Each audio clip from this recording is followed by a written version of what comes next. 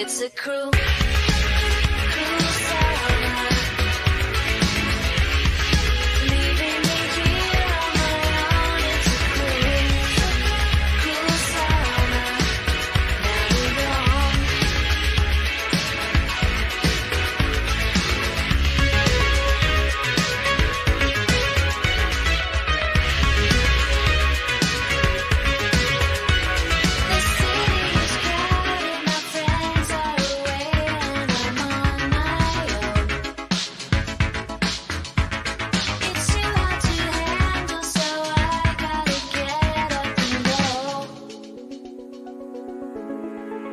It's a cruel, cruel summer.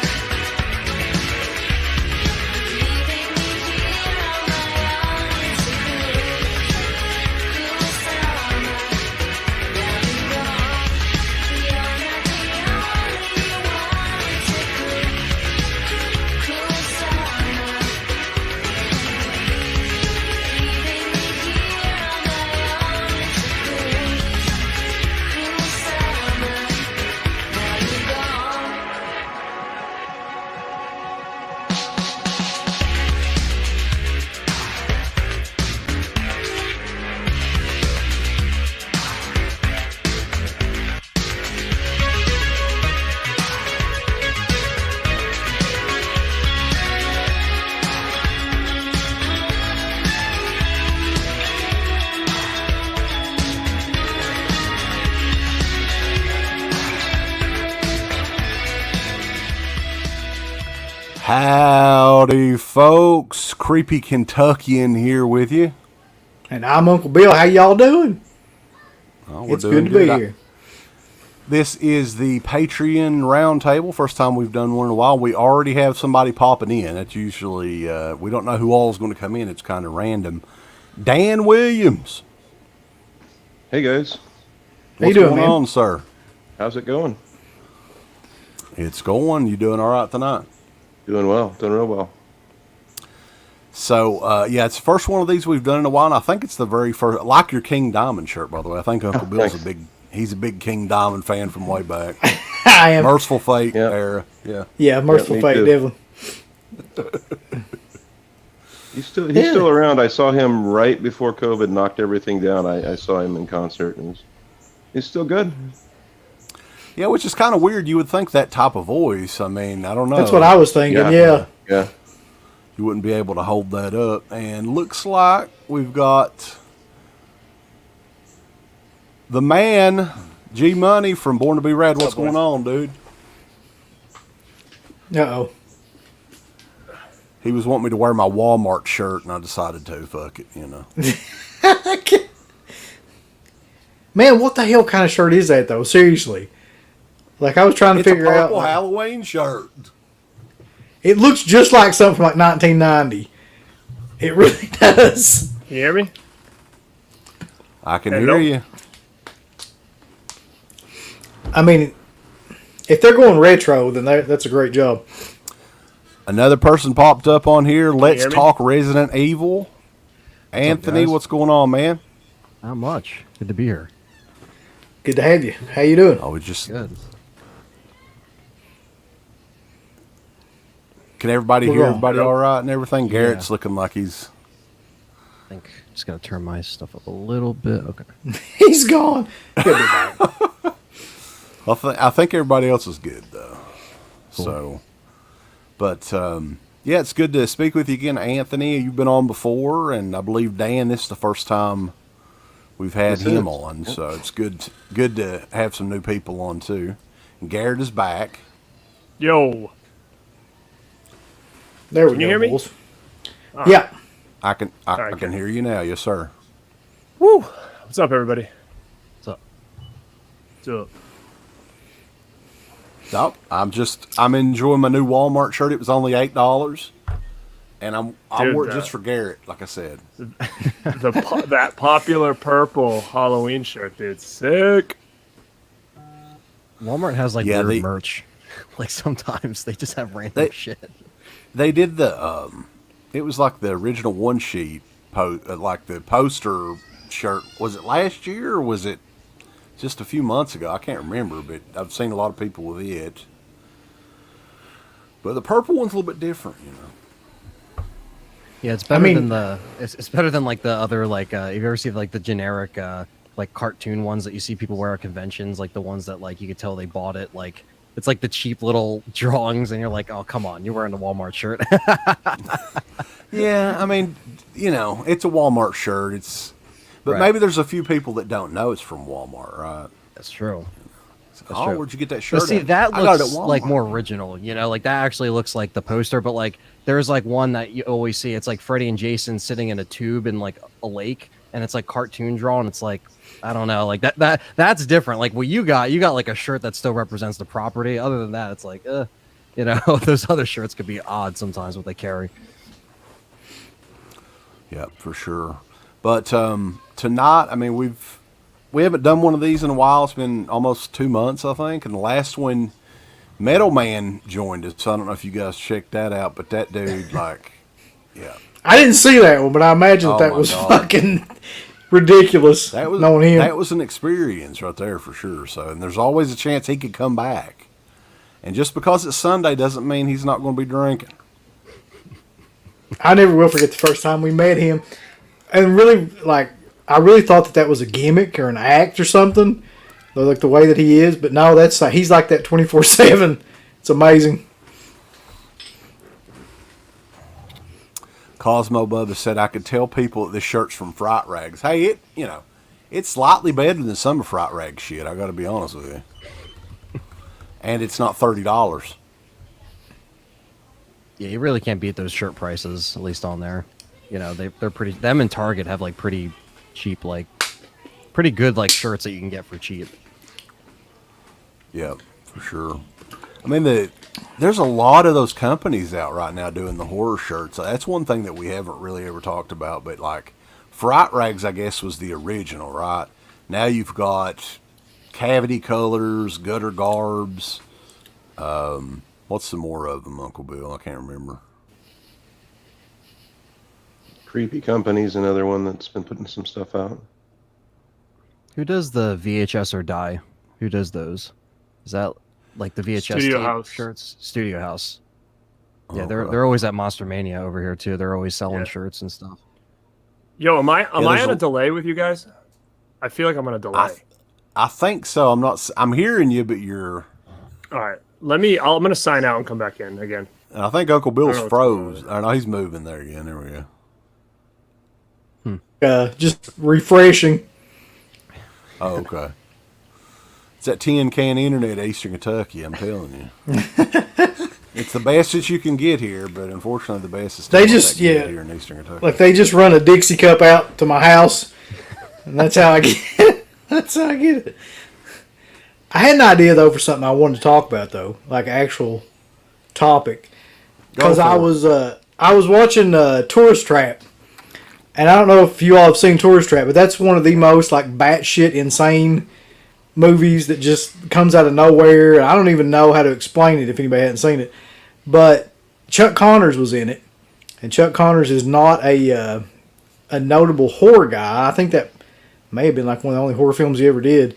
But is there any movie you can think of where somebody like non-horror related completely like came in and like stole the show? Because he definitely did in that movie. That is a good movie. That's one. Isn't something going on with that? Because I was gonna get that Blu-ray release, but then I heard something was going on with the transfer. Is it like not as good or? Oh God, yeah. I mean it's full moon, so the transfer is not. It's not great. The full moon's like I'm not even sure if like they're on par with Trauma. It's like they might be like a little bit below Trauma in terms of like their transfers, but I mean it's uncut, but it still looks like shit. That is true. I would say, though, to answer your question, the one that come to mind immediately, although she wasn't really that big of a name until this movie came out, would be Kathy Bates in Misery. Like, I guess that was her only horror role, right? Well, she did Dolores Claiborne, but I mean that was after that. Yeah, that was her first like. Right. Yeah.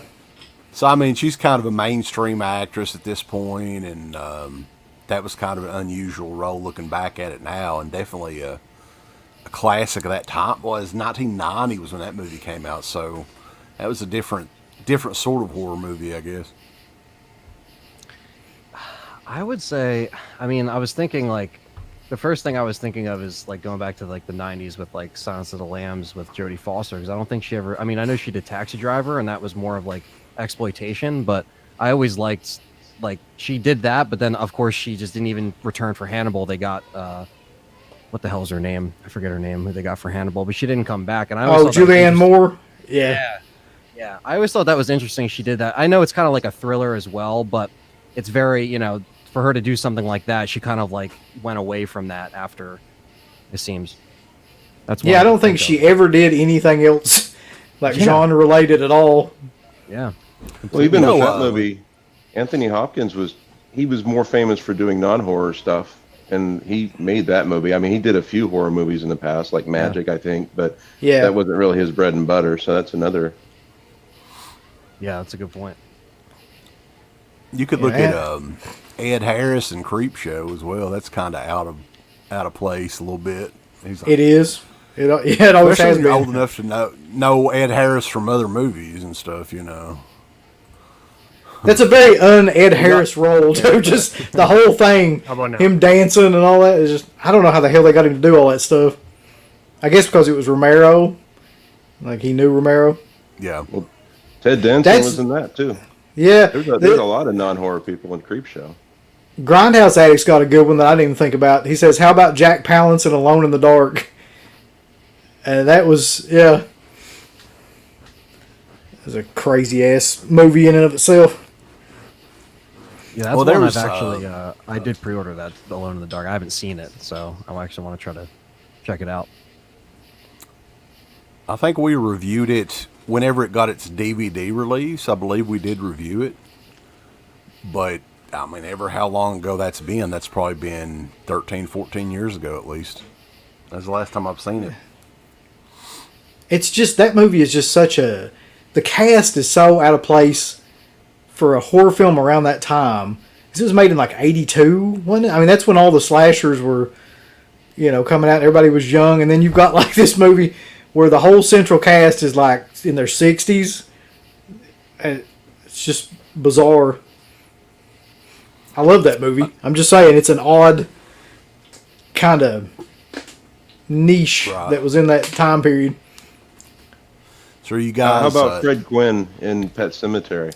Yeah, that's a good one. Because Munsters is more comedy, really, but in Pet Sematary, he kind of really, he made that whole movie. Mm.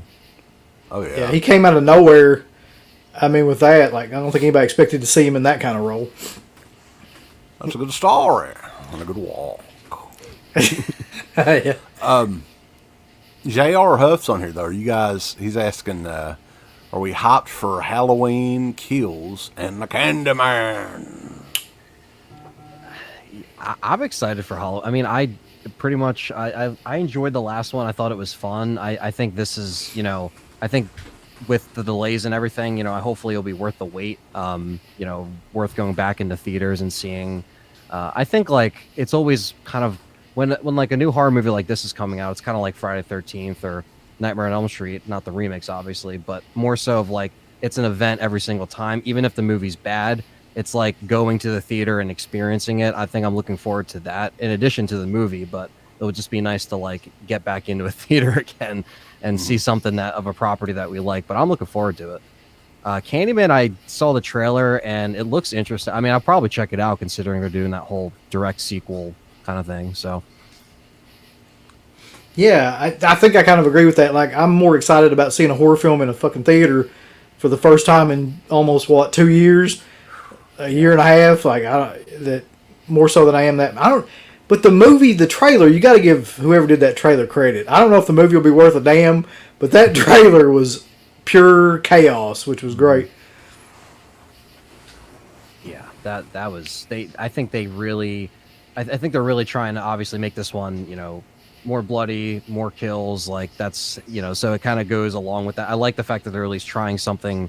Hopefully each film will have a unique kind of, just kind of tone and like, I don't know. Hopefully they wrap it up in a nice little trilogy of films. Hopefully Halloween Ends isn't like a drag by the time you get to it. It's like, okay, you actually want to find out what happens next by the end of this one. Because we all kind of knew he was going to escape the floor. He was going to escape that little basement, whatever, the on fire and all that shit. Like, we knew that. So it's just a matter of like, where can they take it and make it, make sense. Yeah, that kind of worries me too, because at some level you're like, okay, so burning him alive didn't work.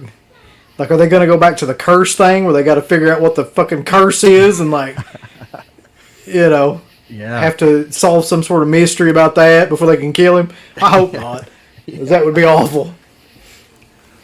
So, Dan, what do you think about are you excited about either of those movies, or just kind of like, eh? I'm always up for a new Halloween movie. I was never a huge Candyman fan to begin with, so I'll watch it. I don't have huge expectations, and sometimes that makes for a better viewing. So, but like you're saying, I'm just glad to see horror movies coming back out into theaters. I even went to see The Conjuring 27 or 4 or whatever number it was, just to go see something, and it was just fun to get back in the theater again. So. Yeah, for sure, and definitely the theaters need everybody's support too. I mean, if it's something you want to see, because for us, I mean, we only have one theater left within driving distance, so it's not like when we were doing the show on a regular basis. Every week we'd go see something. There's 3 or 4 different movie theaters in the area. There's only one left, and that one I'm kind of surprised is still around. To be honest with you, I didn't think it was gonna make it. But, yeah, I'm excited for both of those movies, actually. Candyman, I think it's interesting that it's kind of a pseudo-remake sequel combination there. And that Tony Todd is actually going to be in it. So, I'm not a big Candyman fan either, to be honest with you. But I think it's interesting they're going that approach with a movie like Candyman. And Halloween Kills, it's going to be a continuation of that first, the 2018 Halloween movie, which is essentially a Friday the 13th slasher movie, really. I mean, that's what this one definitely seems like. It's, turned up to 11 on the kills, for sure. But what about, there's a movie that came out this past weekend, and I had no clue. It was the new M. Night Shyamalan movie. Have you guys kept up with this? I saw a poster for that, but I didn't even know that he was coming out with a movie. What's the fucking movie? I didn't know anything about it. It's called Old. Well, that just grabs your attention. That just makes you want to... That has something to do with the twist already, that's going to... The twist is going to be Wait a minute. Yeah, I did see something about this now that it's all like starting to come back into place. And it's something where, like, I saw a commercial for it or something where, like, they age rapidly. Immediately, yeah. Okay. They find this place or something. Yeah, it's got the kid from Hereditary in it, and I have less than no interest in seeing it, though, honestly. A couple people have said that they saw it and it was just okay. Mm. Like, he's like one of those guys that just will not go away, though. No. Like, it doesn't matter how many turds that he cranks out, he's still allowed to make more, and they're mainstream movies, too. He's got some awful films, but he's got some films that I think are kind of like, they're kind of slept on, like The Visit, and I don't know if Unbreakable is necessarily slept on, but nobody ever talks about it anymore. Both of those movies I really liked, but Jesus, when you get to shit like The Happening, Lady in the Water, The Village, it's like he stole the fucking village. I'll never get over that. Like that's a book, like verbatim, like stole the entire plot, and I still don't understand. Like unless he gave them writing credits, which I don't think he did. But anyway, that movie was freaking like that was one of those movies too that I think me and Uncle Bill saw it in theater back in the day. I can't remember how long ago that was. Where when the twist came, I was just pissed off. I didn't want to watch the rest of it. I was like, this is fucking stupid. At this point, But have you guys ever felt like you needed to walk? Like, did you ever feel like you needed to walk out of a movie because it was so bad? But you're like, shit, I already spent the money. I might as well just stay. Or have you ever just be like, all right, I'm just going to commit to this whole thing? Yeah, we did that all the time. Like, we sat through Hostel and Hostel 2, like, knowing that fucking I didn't want to be in there. Captivity. Watch that. You remember Captivity? Oh, yeah. Yeah, that's another. It's the same type of movie, yeah. Yeah. It's coined Craptivity to this day. Rob Zombie's Halloween. Yeah, I was sitting in Halloween 2, like, the same kind of thing. Just knowing that it wasn't going to get any better. Like, there's no going to be anything redeeming, but you had to sit there and just watch it. Yep. You mentioned Rob Zombie, though. Yeah, one of the big things that came out, I guess we'll go ahead and bring it up, was Rob Zombie released his list of his 5 worst horror movies of all time. So this would be I think this would be a good roundtable discussion to kind of go through those. I can't wait to see what this shit is. Considering he probably made like 5 of the worst films. Yeah, I was looking through and I was like, is 31 and 3 from Hell like... Is it on there? I think they're... Wouldn't it be killer? Definitely. Wouldn't it be killer if he put them on there? He was just like, I'm going to be honest for once. So, yeah, this list was from revolvermag.com. And it's kind of weird because, like, that's a hard list to do. Like, if you watch a lot of horror movies, it'd take me a while to try to think of the 5 worst ones. A lot of them I'd have to go back and look at I'd have to look for them. Like, you remember that movie, Mercy, that we reviewed? That was an Unearthed Films movie from back in the day. It was a black and white movie with that old guy with the eye patch on it, just like blankly looking in the camera. You remember that, Uncle Bill? What was it now? It was like a 90-minute movie, too. It wasn't a short movie. Unearthed Films released this movie called Mercy back in the day. And like they got pissed off at us because of the review. And then I think the filmmaker got pissed off at us as well. Is that the one where the guy actually like called in or something? Or like, was that another movie where the guy called in and got pissed off at us? That could have been like a number of movies. I can't recall. But I'm just saying, though, that's an example of one that was fucking, like... unwatchable? Yeah. I mean, so I'm wondering, how deep is he going to go with his 5 worst horror movies of all time? And from this list here, you're going to see he doesn't go very deep at all. It's kind of weird. So we're going to go through them here.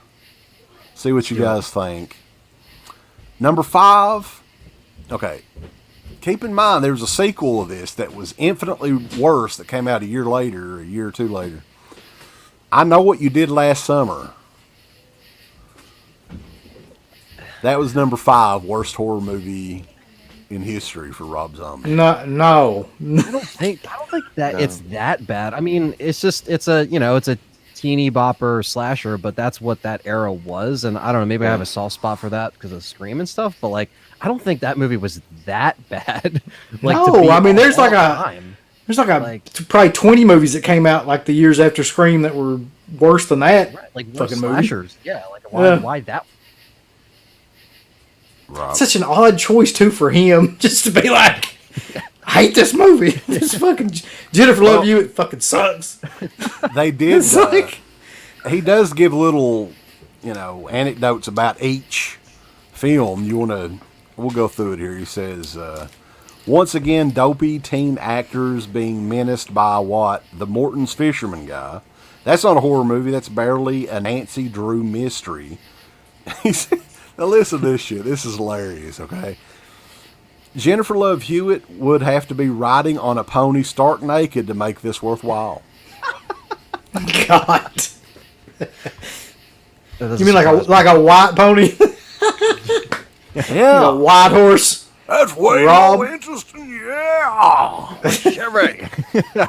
Jennifer Love huge tits. That's just like, okay, for one thing, like, he shouldn't even be making a list like this because he's a director and he's not a very good director either. But you're working in Hollywood. Like, there's a chance you would work with Jennifer Love Hewitt at some point, maybe. I mean, I don't know. That's just kind of odd. Do you have any thoughts on this one, Dan, as far as I Know What You Did Last... I mean, it's definitely not my top 5 greatest of all time, but nowhere near the worst, in my opinion. I've honestly seen it more than once, and I think I think, was this the one you're talking about? There's sequels to it that are far worse than the original. Just this whole list in general, like, he doesn't have anything that's past 1990 on it, I don't believe, even though he's like, considers himself a historian practically, and he loves like the old black and white stuff, but it just seems like he's just was pinning a really quick list to get it out there, and I don't know. I can't put that even in a top 50 worst horror movies, probably. Yeah, it's very odd. Like you were saying, I mean, all this is from the mid to late 90s, early 2000s. All these movies are. Interesting. So, number 4, this one, because we were talking about the Scream movies not too long ago. I don't get this at all. Scream 2 also came out the same year as I Know What You Did Last Summer. He said, when I saw Scream 2 on TV, I just hated it. I thought it could have been Scream 3. I can't remember which one it was, and that's never a good sign, so I just decided it was Scream 2. So he's not even for certain which Scream movie it was. That's a horrible, like, that whole thing's awful. No. I mean, it can't be Scream 3 because, Creed owns that movie, so you can't really touch that movie. But, yeah, Creed saved that one. Yeah, saved it. But that's funny that he would put that and not even know which one it was, and he saw it on TV, so he probably saw it all, like, cut to shit, like, edited, I thought Scream 2 was a little bit more like, I mean, that was the point. It was aware that it was, all right, we got to make it bloodier, make it, so, like, I feel like if you watch something on, I mean, for him, you don't know what the hell he's going to say anyway, but that's just, again, why that, like, I actually like Scream 2. I don't think it's that bad of a sequel. Like, there's worse sequels, like, than that be on, again, a list for all time. Like, he's saying all time. This is a very confusing list. It's not even a list of the worst horror sequels, and it wouldn't even make that. Like you said, No. I mean, there's worse Amityville Horror and Halloween sequels than Scream 2. Quite frankly, it just. Yeah, I mean, I feel like if he really wants to get to the bottom of this whole worst thing, he needs to just start buying shit from Severin and Vinegar Syndrome and watching that stuff like I am. Because there's Scream 2, like, it's got one of the best opening scenes in 90s movies. Like, can you send him your copy of Hobgoblins and let him watch that one? Yeah. I mean, I've got some shit that he needs to see if he thinks Scream 2 is on the top 5 list. So, yeah, I mean, Scream 2, I actually remember seeing that in the theaters back in the day, and I've watched that movie numerous times. And, I mean, he may have very well seen Scream 3 or Scream 4 or something like that. We've got one on. I hate to switch over, but yeah, he's on the apology tour right now. I'm sorry. He's actually. I'm sorry. I just saw that and I fucking couldn't. I couldn't keep it together. Yeah, I'm so happy that guy does not come anywhere near, like, the Monster Mania cons that I work at, because I've never seen him there. I don't think Dave, like, invites him, but he's not around, so thankfully I don't got to worry about that guy. But I didn't know about all that shit until you guys started to talk about the stuff, like, even before the Daniel Harris stuff. You guys mentioned it, and I was like, oh yeah, because I remember I watched your old interview with him back in the day, and I was just like, oh, he doesn't seem that bad, but, like, that's before everything else, the video and all that stuff. Yeah, but he's apologizing here to everyone in the chat. Tony Moran, he says, you guys, I'm really fucking sorry over here. God. So, we'll come back to that. Let's get through this fucking list, because I'm really determined to see. Good old Tony. So, number 3, the Psycho remake from 1998. Definitely a bad movie. Yeah, I get that one more than anything else he said, yeah. That one I understand, yeah. But it's more of like... the quote that he gives is fucking great in so many levels. So we'll just go ahead and read that one too. He says, I picked this not because it's the worst film ever made, because it's the most pointless film ever made. To take a perfect movie made by a genius and remake it, that's the stupidest thing I've ever heard in my life. Yeah, the irony is pretty fucking thick here. Yeah. Oh, God. Yeah. You almost think that he was joking with that quote. But no. Maybe he was. Maybe he's just kind of being like, deprecating in some way. I doubt it. But Wow. I mean, I agree with that though, because I watched that movie not too long ago, and it is completely pointless. Like, it's shot for shot, scene for scene, everything, except Vince Vaughn is not nearly as good as Anthony Perkins, and it's just like you're watching it, just comparing the two actors the whole time, and it's just pointless. Like, But you can't tell me it's one of the 5 worst. If you had never seen the original Psycho and you watched it, you'd be like, oh, it's okay. It's still, I mean, yeah, it belongs on a list, but not that list. it's not one of the 5 worst by any stretch of the imagination, but it would be in the 5 most pointless. Like, just 5 exercises in Pointless futility. remakes, It would be or something. sandwiched right between a couple of Rob's movies. Yeah, exactly. Like, Halloween would be on there, the Fog remake would be on there. Like, there'd be a lot of shit on there like that. Yeah. Yeah. So, yeah, I mean, the Psycho remake, that's one of those movies I've maybe seen 2 times ever, and I'll probably never watch it again. I don't even own it, I don't think, anymore. So, Yeah. the number 2 worst movie of all time this is an odd one too. I mean, because like, of all the movies, why would you even think of this movie? For one thing, it's not really even a horror movie, to be honest with you. It's more along the lines of like an action adventure movie, and that's The Mummy Returns from 2001.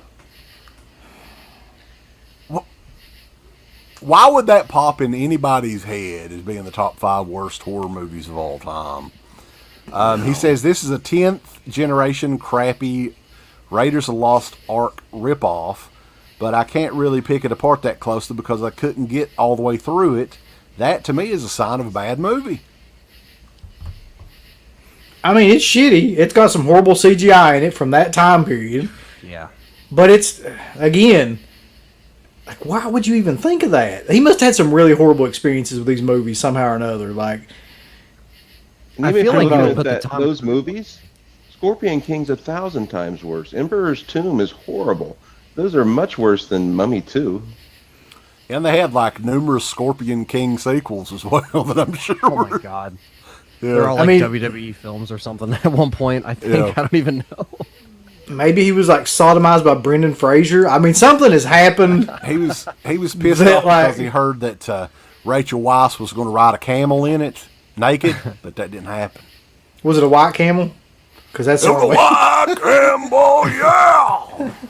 it's the only way it belongs in a film. As if there's subtext. So just so many weird, like, just weird choices. Like, I don't know why Yeah. somebody would even. I don't know, just weird. And this number 1 is even more bizarre. This is the number 1 worst film of all time, according to Rob Zombie. Yeah. Dracula 2000. I mean, that's pretty bad. But I don't know why. It's a bad film. It's definitely not the worst. It's not the worst. Yeah, this whole list is just like that. It just leaves me scratching my head. Like, I don't really know why he probably just had some kind of like weird experiences with these, and they just stuck in his head of like, yeah, put these down. And it's like, I couldn't even tell you the last time I've seen Dracula 2000, so I can't really like remember it that well. I just don't remember it being like that good, but not again all time. I don't know. I'm not really buying this list. It was like they gave him a list of movies and said, pick 5, and we'll just write an article around Yeah, it. I mean, it's either that or he was just like, I've got to pick movies that people would have seen. Like, at least, like, semi-popular movies, because there's no way that this is, the 5 worst films I can think of would be shit that probably not a lot of people would have heard of, and maybe they didn't want to go that route because of the, publicity You would of think it. they would, timeline-wise, though, they would mix it up a little bit because all 5 of these movies were made within a 5-year period. Yeah, that's a weird part about it. It's like all 90-ish, early 2000s kind of stuff. So he says this about Dracula 2000. He said, this may be the worst movie ever committed to film. I found every single thing about it to be offensive from top to bottom. You just stare at it in shock. I especially hate the fact that they drop a Virgin Megastore product placement in the film every 10 seconds. It's just the most disgusting piece of shit I've ever seen. Dracula is a tough character to play, You've got to really bring something to the table, and I don't even remember the guy in this movie. Everything about this movie is complete horse shit. Yeah! That's how you ended it. I watched Cruel Jaws yesterday. This was just yesterday. And that's like 1,000 times worse than any of those movies. So Yeah, but I mean, it's bad, but it's got stuff in it that makes it freaking killer, too. it does, but it's also completely fucking inept. Like, if I don't know what's the criteria for like a bad film, because nobody in that movie knew what they were doing, the actors, the director, anything like that. So is that the criteria? Or is it just like something that you just like the Fog remake? I mean, technically that movie was, it Finally coming looked out good. on Blu-ray, by the way. Are you excited about that? Yeah, I can't wait. In God, your next haul video, you'll have it. yeah, Tom Welling in fucking 4K or whatever. You can have the No. Fallout Boy blasting and Dolby Surround. Oh Yeah, man. there's just that list is, I don't know. I get it Rob though. Zombie, though, He really hates '90s horror. I get that. He did have on here, oddly enough, I guess this was last month, right? He did his top 5 best horror movies of all time. Uh-oh. And This list these is are not, even more bizarre to me than the yeah, worst. I mean, I did read there's it. one in there that I knew would be in the top 5 for sure, and I think you guys know too. Yeah, But like the rest of them, I'm kind of. I mean, there's a couple of classics in here for sure, but number 5, I'm like, hell, let's get into it. Fuck it. Number 5, it's a movie from 1980, infamous Cannibal Holocaust, top 5 best horror movie of all time. Number 5, he said probably the most extreme film I can think of. They kill animals in the movie for real, and there's scenes where the natives are raping these women. It's so insane. You just watch it and wonder, who would make this movie? Ruggiero Diodato. Oh yeah.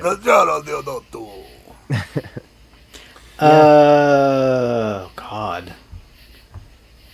Like, I get that because he saw that movie at on 42nd Street. Like, I'd say if you saw that movie on 42nd Street right around the time when it came out, that probably would have left an impression. Just seeing those But- posters probably in New York City, like being like, "What the hell?" Like, you know what I mean? Like that. Yeah, that experience is probably also, I guess, plays a part of it. But I don't know if I'd put that in my top. I don't know if that'd be in my top 20. That It's a- movie it's a- is very. It's well made. It's too well made actually, but it's very like it. I don't hardly ever want to rewatch that movie. It's not. It's not the feel good, hit of the summer you want to keep And watching. that's one of no. those movies that you kind of have to be careful who the fuck you watch it with. Yeah. Yep. But yeah, let's move on here. I mean, Cannibal Holocaust, I would definitely say it's a well made movie and in many ways a classic, but it has not aged well. I mean, there's so much wrong with some of the stuff that they did in that movie, but it definitely influenced a lot of people, though, that's for sure. Number 4, Freaks from 1932. Right, this is one of the very early kind of exploitation movies, I guess. So this is another movie that pushed the boundaries so hardcore. At the time, people were just disgusted that they can cast actual freaks in a movie, and it was actually banned for many years. Yeah. Yeah. I don't know. Well, I wasn't. I thought this would be higher on his list, quite honestly, because he's talked about it a lot in the past. And he grew up like his parents worked in the circus or something like that, so he has an affinity for that. So I wasn't at all surprised, but I was surprised it was that low. Yeah, he was a carny, I think. Yeah, At least he was, and his family was, I think. I have heard him talk about that movie before, and that's a classic movie. I can't really fault him on that regard. Yeah.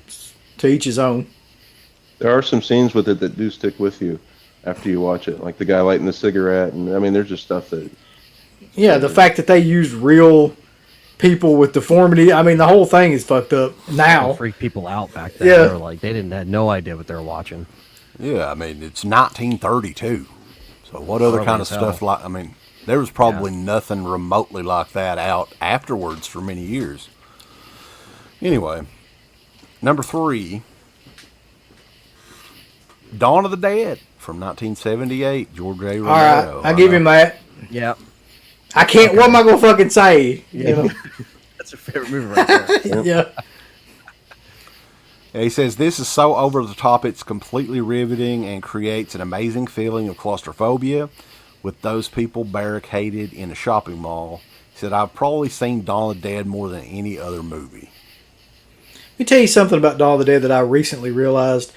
Dawn of the Dead is the Goonies of horror films. It's like the adult Goonies of horror films. Like these people find was essentially like a treasure ship for adults, which is the mall. And they're in there and it's like they realize, all their wildest kind of fantasies and stuff like that. It's also like an adventure movie. Like before it's anything else, like it's a fucking action adventure kind of film with gore in it. We did forget to mention, though, real quick here, Todd Browning, I think was his name, the director of Freaks, was Kentuckian. He was the first creepy Kentuckian, maybe. He also directed fucking Dracula, which is insane. Yeah. Dracula. Yeah, that's insane. But yeah, getting back to Dawn of the Dead, though. I mean, Dawn of the Dead is just like, it's a solid movie in general, not even labeling it as a horror movie. It's just well made. Yeah. It's fun. I love like the movies, any of the old shows or movies or anything that takes place in like a shopping center, shopping mall, anything like that. They had like some stuff in the arcade in Dawn of the Dead that I vaguely remember when I was young, seeing some of this stuff. So yeah, I mean, I love Dawn of the Dead too. What else can you say about that? Yeah. It's pretty much a perfect film, in my opinion. Definitely. So we're up to the top 2. Number 2, and this kind of surprised me because I figured it would be number 1 on Rob Zombie's list. But it's Tobe Hooper, Texas Chainsaw Massacre, 1974. It's definitely, I think, the movie that he's tried to remake more than any other movie. I wonder why it's not Would be one. Texas. Like, why wouldn't he make that as number 1? Because that seems like he's been chasing that, that style. Right, especially if you look at, what number 1 is, it doesn't really influence his filmmaking at all, I didn't think. I think Chainsaw was definitely but he says it set the standard for this kind of movie. It's such a simple movie, it's so well directed, the characters are completely memorable. It's just amazing. He says, the first time I saw it, I was like, holy fuck! Just like that. Yeah, let's watch it again. With Sherry. Somebody call up Sherry.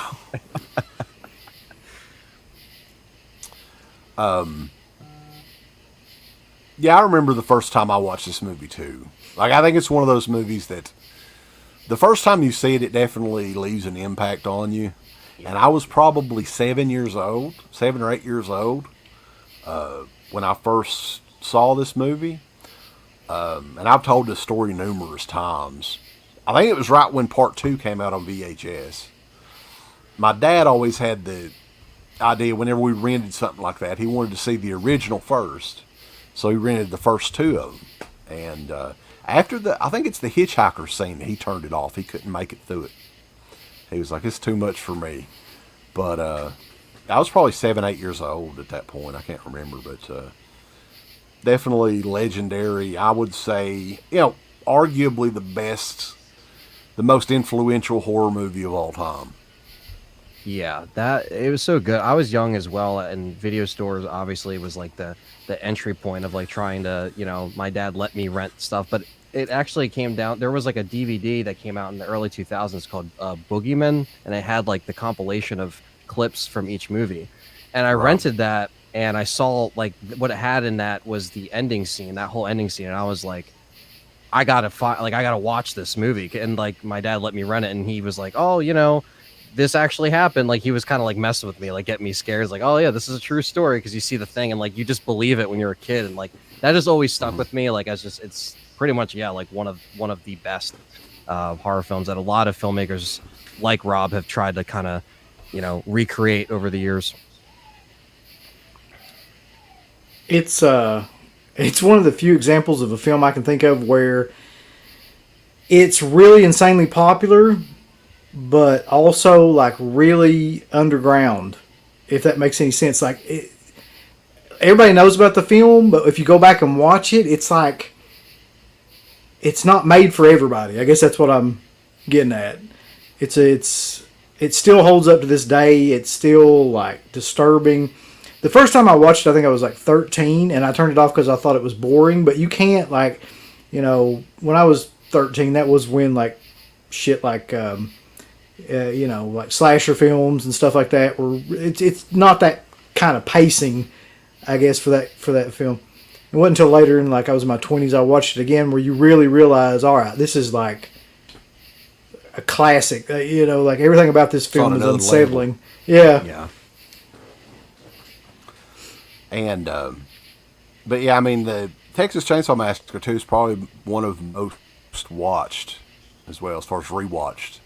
Like, I think I watch it pretty much every year, at least once a year. Yeah, that's a good movie. I unfortunately don't own it, because I'm like, man, like, I wanted to get the Scream Factor, and I missed out on the slipcover, and I don't feel like paying $100, so I'm like, I'm just gonna wait. This is gonna come out in 4K eventually. And thank you. There was a time where.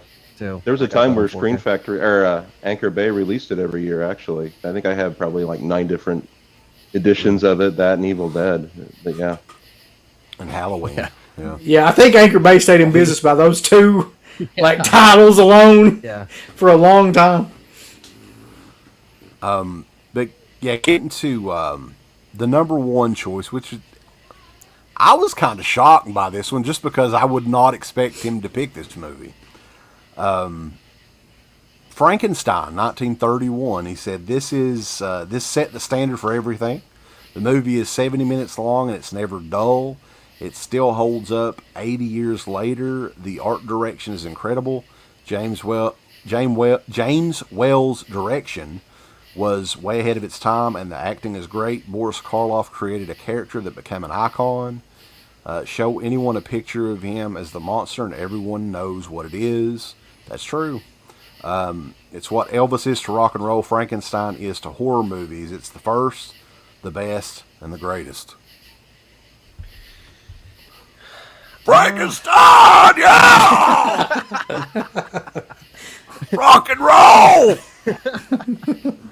I don't know, like, if I mean, for me, it would probably be on my top 10 of all time. I love the Universal monsters. For him, though, that is a little surprising.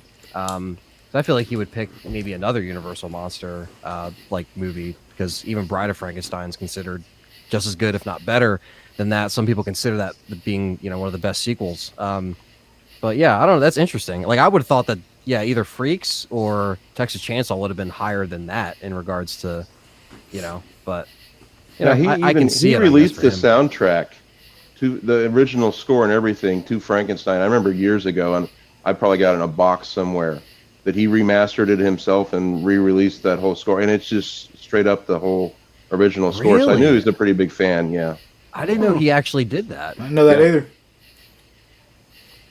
That's awesome. Well, that's interesting. Yeah, I had no idea, but like that style, though. I mean, he didn't really use.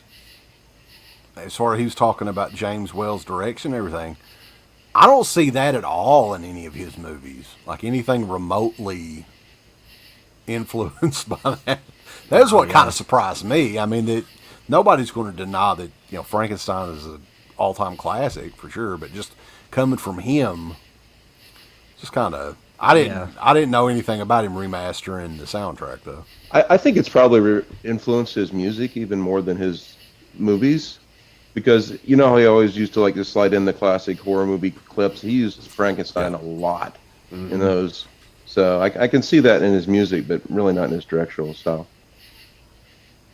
I think that's one reason why I like the first two White Zombie albums so much, because there's so many clips from horror films in it. It's like you go through it and try to figure out like what each one is. Yep. Yeah. But I mean, he's a weird dude though, man. He's made films that I absolutely love and films that I absolutely fucking hate. I mean, he's not boring. I'll give him that. Like in the stuff that he chooses to do, but it's so all over the place.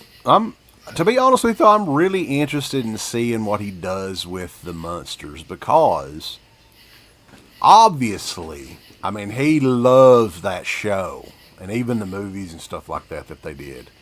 So, I mean, I'm thinking if he's got anything left in him at all, we may see it for this Munsters movie. I don't know how you're going to... I would imagine it's going to be a comedy. Yeah. He's never done a comedy before. Right. Because some people think he's going to make it like dirty and stuff. Like he's not. Like I feel like he's going to actually like protect it and make it his own, but also just like he's building a whole development for the movie. Like I saw like on Instagram, he's like they're literally building a neighborhood just for it. So like he's really getting hands on with it, and you know, I don't know. I'm assuming he's writing the script. That still isn't really announced yet, but like I would imagine so. I you know, maybe this could be something that he's passionate about enough to where maybe some of those, you know, maybe some of the, like the, again, shaking off kind of the last few movies that he did to maybe, like you said, give it his all one last time at least. Because he's, you know, he's getting up in age, you know, he's in his like mid to late 50s at this point. So it's like, you know, you're touring, you're doing, you know, movies, you got to make sure like what you're actually doing is like worth it. At least you would think. If he's getting actual money, because 3 from Hell, he had no fucking money with that shit. I can tell that CG looked fucking terrible. Yeah.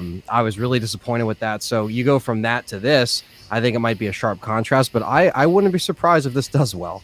You know, even considering his track record of the recent movies. You know, you say you're optimistic, but I remember when, I mean, he used to be like, he's like a really good graphic artist, and he's got a really good. And I was like, heard he was going to do a cartoon. I'm like, oh, fantastic. And then he put out El Super Beasto, which was just unwatchably bad, just like a ripoff of all the Ralph Bashki stuff that had no story or whatsoever. So I'm optimistic, but I don't have high hopes for it. Well, that's fair. That's part of the reason why I would never even hazard a guess as to what this movie's going to be like, because, okay, he had horrible times with studio movies, like Halloween. And he talks shit about that experience to this day, about how, you know, they messed with it and all this stuff. Halloween 2 especially. No, not Halloween 2. Halloween 2, they didn't mess with it.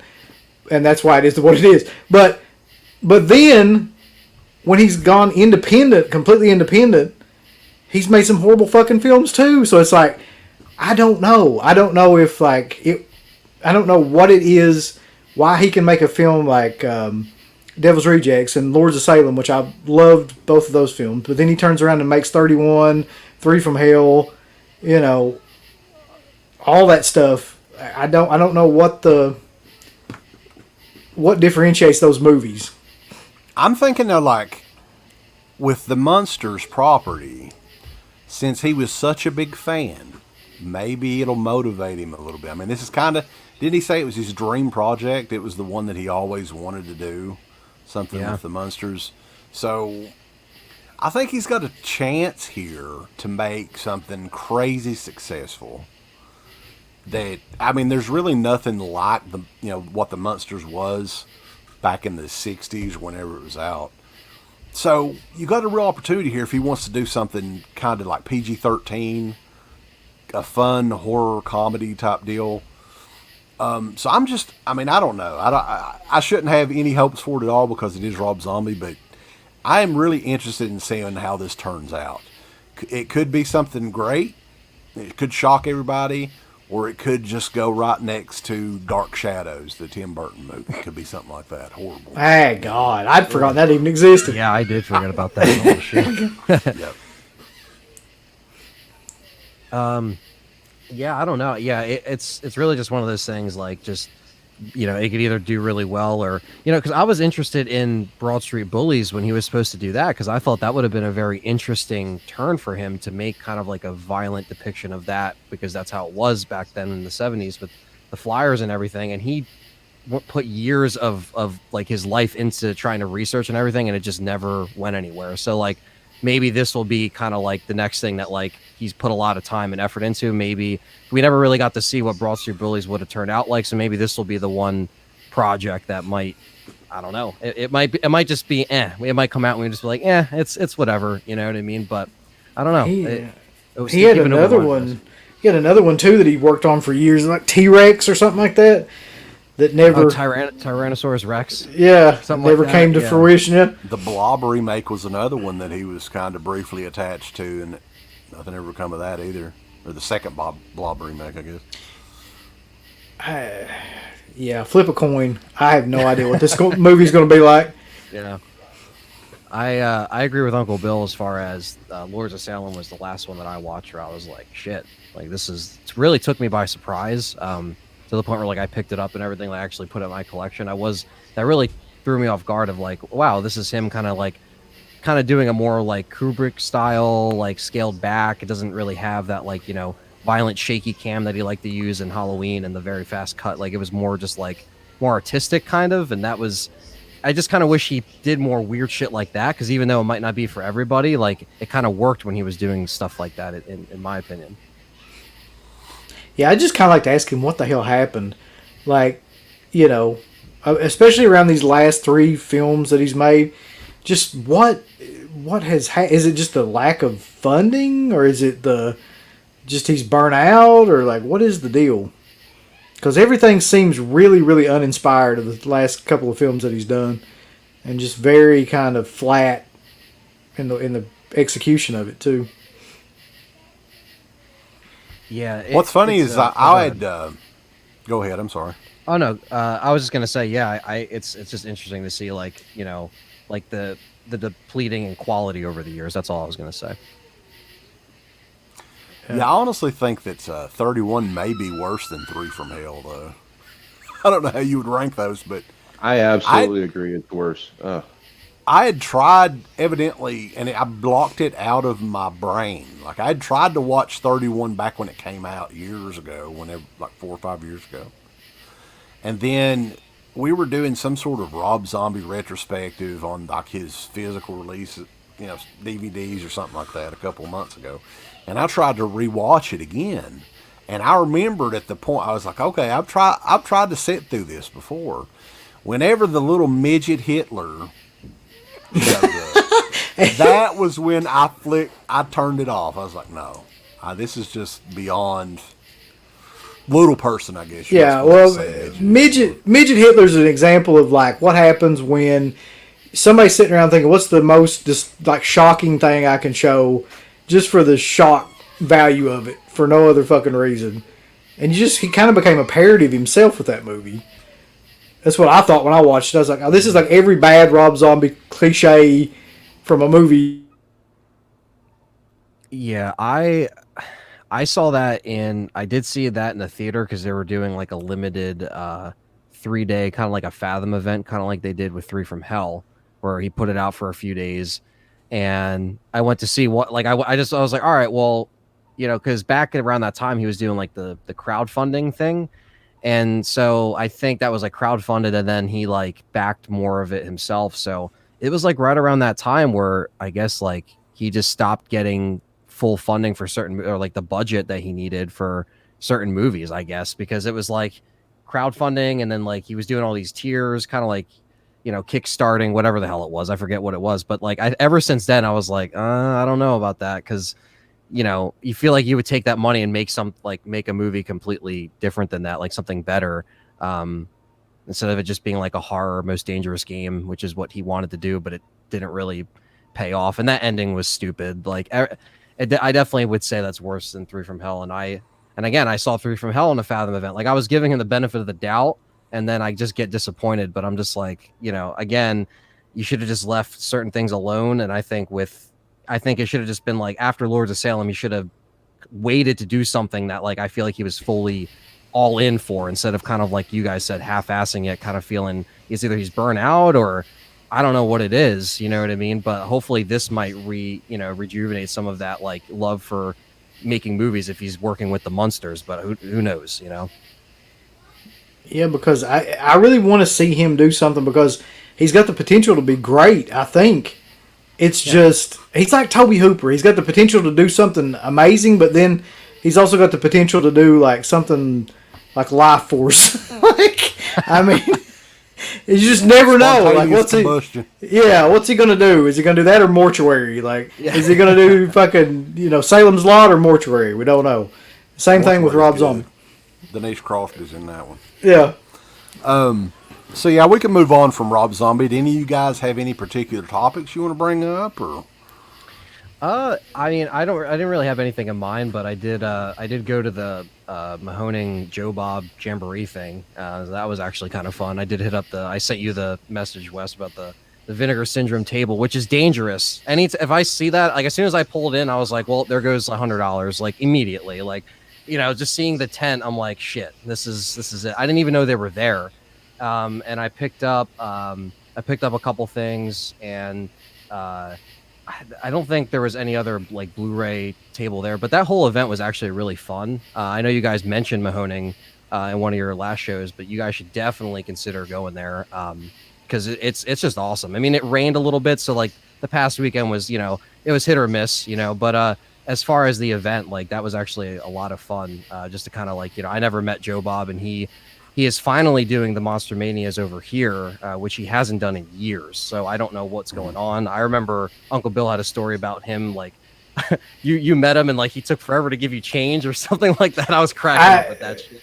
I don't know what the deal was. He doesn't seem like that. Like, in anything I've seen him in, even like just, footage, like fan footage of him at some events. But for whatever reason, when we met him, it was like he had a neurological disorder, or like he was either that or he was just completely like out of it, blasted out of his mind on something. Because he was like trying to count out, and he was like, it took him like, like doing that whole thing, like the whole. And I was like, dude, what the fuck is wrong with you? I thought he had Parkinson's or dementia. I really did. Like I thought he's not going to be around long, but obviously some sort of substance issue, I would think at that time, which thankfully it looks like he's gotten that taken care of. Yeah, he was out of it. I mean, wow. He was with Heidi Martinuzzi at the time. I think they were kind of an item. Yeah. So I don't know if she had anything to do with it. She's kind of a little wild as well, from what I understand. So, but yeah, I mean, Joe Bob has definitely made a comeback. I mean, it's. Yeah, I mean, that thing was sold out. In fact, we couldn't get tickets to the Saturday because that site getting tickets like the day of, it was like a nightmare. They did it completely. It was worse than any concert event that I've been to ever. Like as far as like the constantly refreshing and all that stuff. So it sold out really quick. But Saturday they were doing like his live show there where he would interrupt the movie and stuff and he would be on stage, but we kind of missed that. But Sunday he did like an exclusive he showed House of Wax, the original, and then what was the other one he showed? It was I'm blanking on the second one. Damn, I'm blanking on the second movie. But yeah, it was really cool. Like he definitely has. I mean, he made a comeback, and I think it's kind of cool to see because I've never been able to actually like meet him, and he was actually really like just nice and smiling for everyone, and the line never stopped. He was there from like. I'm not even kidding. Like by the time he left, it was like 2 a.m. Like he literally stayed until everyone was done. And it was like, I was like, how is this man still standing? Like, because it went from Thursday to Sunday. I only did Friday and Sunday. But like, I was like, holy shit. Like, because he's up there in age, he's older now. But like, hopefully, he kind of has that resurgence now. So, it was just kind of like a cool little event. But, yeah, that's all I kind of did recently. But yeah, I did pick up the Vinegar Syndrome stuff. Well, I think Darcy was there as well, so that would be the one that I'd be interested in. Yeah. Yep. Yeah, she was there. I've seen her videos, baby. I know her alias, if you will. Yeah, I actually I watched his because you guys talked about it, and I watched your commentary of Spookies because I never actually sat and watched it, and. That was, I mean, what a great recommendation from you guys. Cause that was like, when you guys, like, I watched that and I was just like, I didn't even like as soon as I saw like the farting mud man, I was like, why is this here? But everything else is awesome. Like, so, but it was just it was so crazy. Like that was one of those movies. And then I watched Joe Bob's, after I watched your guys' commentary, I saw that Joe Bob had it on Shudder. He hosted it too. And I watched his and I just enjoyed it. And I was like, damn, I should have got it at the Vinegar Syndrome table, but I'll probably try to pick it up, without the slip at this point. But I'll definitely want to add that in my collection. I don't know how, but I had 3 copies of that fucking movie. I gave one to CK. I kept one for myself, and I have another copy. So if you want to give me your address, I will gladly ship you that copy out. Because what the fuck am I going to do with 2 copies of Spookies? Well, we'll make a deal. That's fine. That's awesome. Yeah, because I picked up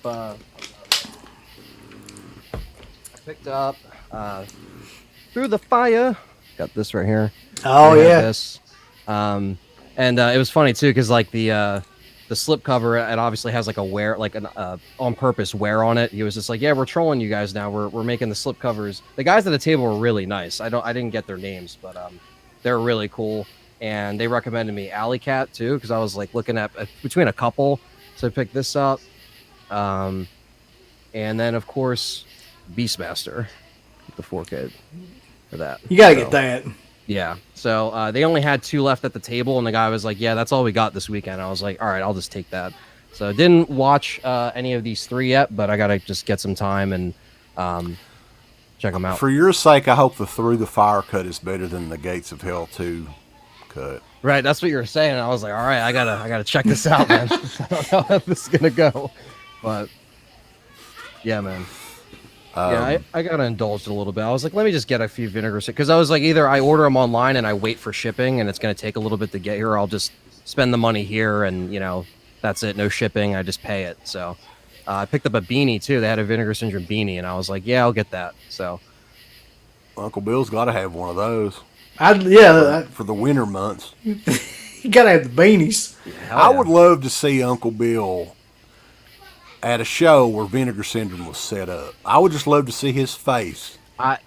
It's dangerous, man. Like, it's so, like, again, I didn't even know they were there. I just pulled up, like, how CK was like, is that a yard sale of Vinegar Syndrome? That's what it looked like. It was outside, right? Right. So. Yeah, because they had them set up and, like, they had to, it rained too, so they had to, like, pack everything in at one point, and it was like, you had to, because the weather out there was just so, like, back and forth. But yeah, it's dangerous seeing them there. They never do any of the conventions around here. I only see like Severin over here, and there's probably another one, but yeah, like I always wanted them to come to like a Monster Mania or something, which I feel like they should, but they probably knew that was going to be like insanely popular and they could just set up and like sell everything. That crowd that like goes to the that the Joe Bob crowd knows of the boutique labels, and they probably should. It's like it was a perfect combination, So, but I'm curious, were they cheaper on the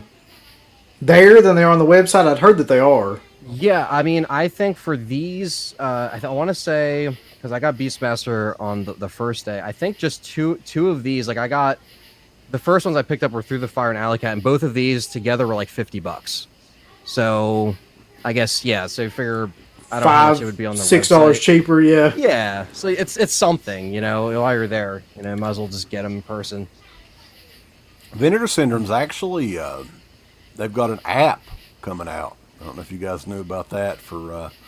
I know it's out for the iPhone. It's probably out for like, Google and all that crap too. I think it's not officially started yet, but they're going to have exclusive deals and stuff like that. I think it's starting in about a week from now, something like that. Well, probably, I'm guessing August the 1st. That sounds about right. I pray to God that they do something where you can earn points for buying stuff, because I'll have like fucking 10 free Blu-rays by the end of the month. Hey, maybe there won't be any 504 errors on the app, unlike another company, Oh my God, yeah. That's the most annoying thing I've ever been through trying to purchase something from your guys' website. That was crazy, because I was watching your guys' stream, and like you guys recommended the Blu-rays, and I was like, all right, let me try to get it. And like while I was just watching your stream, I was just like, I can't even check out. And then I finally did, but that was probably the hardest time I ever had, just trying to buy 3 Blu-rays, just on that site. Speaking of that, though, I mean, Steve, he did a show last night about favorite boutique labels. Do you guys have a favorite? I mean, there's a lot of them out there now. There's more than ever before, for sure. Yeah. Do you have a particular favorite that you kind of lean? I think I know what Uncle Bill's is. You may not. You may not know, actually. Well, let's talk about it. I want to say, I mean, I've been getting into Vinegar Syndrome a lot more in the past year, but I like Severin. I like Synapse as well. I think the Don May interview you guys did was just awesome. That was a great interview, and that made me get Living Dead at Manchester Morgue, which I still have to unbox it because I want to do like I'm going to do like a collection update or something on my other channel that isn't Resident Evil, and I want to kind of do it all together. But yeah, I want to say probably. I mean, Vinegar Syndrome, again, I don't have as much of their catalog, but just looking at that selection, I mean, I would say, yeah, top three would probably be, I would say, like Severin, Vinegar Syndrome, and like Synapse, in no particular order, but like those three I've always liked. Arrow I like too. The problem with Arrow is like the last couple 4Ks I've gotten from them, I've had to get replacement discs because they get like screwed up or whatever, and I'm just like, I don't. When that keeps happening, I'm just like, I don't know, because like I got the Donnie Darko set, and the theatrical cut skips, it stutters on the 4K, so I had to get a replacement disc for that, and so like they're good. I like their box sets. I just I guess I just have to invest a little bit more in some of the sets to kind of form an opinion, but. Anytime there's a replacement disc, I'm like, I understand stuff happens with these companies sometimes, but I know with Arrow it happened for a couple releases recently, and a lot of fans weren't too happy on social media about that. But I would say those are like my three-ish that I could think of that I'm like fond of. I don't know what is the best one. What's the best? That's hard, man. I don't know. I don't know the best of all of them. What did Steve say? What was his favorite? He never really answered the question, to be honest. Think he did. Yeah. He did a 2-hour fucking show on that, and he never answered the question. But I think that, I mean, he had a lot of them on there that I wouldn't even put in the top. You know, like Mondo Macabre and Cauldron and all these. It's like, come on. Like, some of that shit. Yeah. But, you know. I would say, though, I mean, go ahead. Sorry. I was going to say, I've always been partial to Blue Underground, personally. And in all transparency, I really don't buy a lot of physical movies anymore because 90% of the time I can just turn on the TV and find what I want on some streaming service. And I've probably got about 1,200 movies in a closet under my stairs, but it takes me longer to go find the movie I actually want to watch than it does to just pull it up on the TV when I'm sitting there and have time to watch it. So I've kind of gotten out of that collection game, which is good because I'd be bankrupt otherwise at this point, because I would be insane trying to get slipcovers and complete sets. But I was Blue Underground was always my favorite. That's a good one I didn't even think of. Yeah, their 4K of Zombie is phenomenal. I think Blue Underground. Yeah, as far as the video quality on those 4Ks, amazing. I mean, all of them are, I think, in that Dolby Atmos. The packaging on all Blue Underground stuff's amazing. And most of the time they include the soundtrack on CD, too, which I think is pretty neat. I mean, Blue Underground is a company where I'd watch, like, several different 4Ks in a day one time from different companies. And it got to that Zombie 4K, and I was like, that's the best one. I mean, we're talking about, like, mainstream shit, like, you know, stuff from Universal in 4K. But when I saw that Blue Underground Zombie, that was the best mastering of anything in 4K that I had seen that day. And I still think it's probably, like, one of the best that I've got in my whole collection. But that being said, like, Synapse is my favorite because it's truly, like, I didn't really, like, think about all this, but it truly is, like, an independent company ran by two guys that have no, like, you know, they're not answering anybody, they're not doing anything, they're not fucking around, you know, putting out a bunch of nonsense and vinyls and stuff like that. They just put out, like, you know, really great movies that never really need any quality. Like, you never see them have to give out replacement discs, or they may have done it, like, once or twice that I can ever think of. I don't think they've ever done it. I think that's what he said in the interview. I don't think they've ever had a recall or anything like that on disc before. Yeah. That's why I like that show, and like you guys talking to the people that kind of work within the industry of like these, the special features and everything, because it's kind of cool that people, especially Don May like Jr., where it's like, some people might not understand the process behind some of that stuff, and then you watch it and you're like, wow, like you actually kind of get like outside people watching it. You guys obviously have known for a while, but some people watching the show might not know what goes into it. They might think, again, there's all these different people, but when you really scale it down, there's just two people running it, doing stuff DIY, and just like I think I ordered my Synapse stuff like 2 to 3 weeks after the Severin, and it literally came like within like a week. Like it came like faster than the order that I put in. You know what I mean? I was just like, oh, okay, that's kind of cool too. Like I never really order from the Synapse Direct website, but that was the first time where I was like, let me go directly to them after watching that show, because let me not go on Amazon, let me just go directly to the site and just support, because you got to support people like that are still hanging on and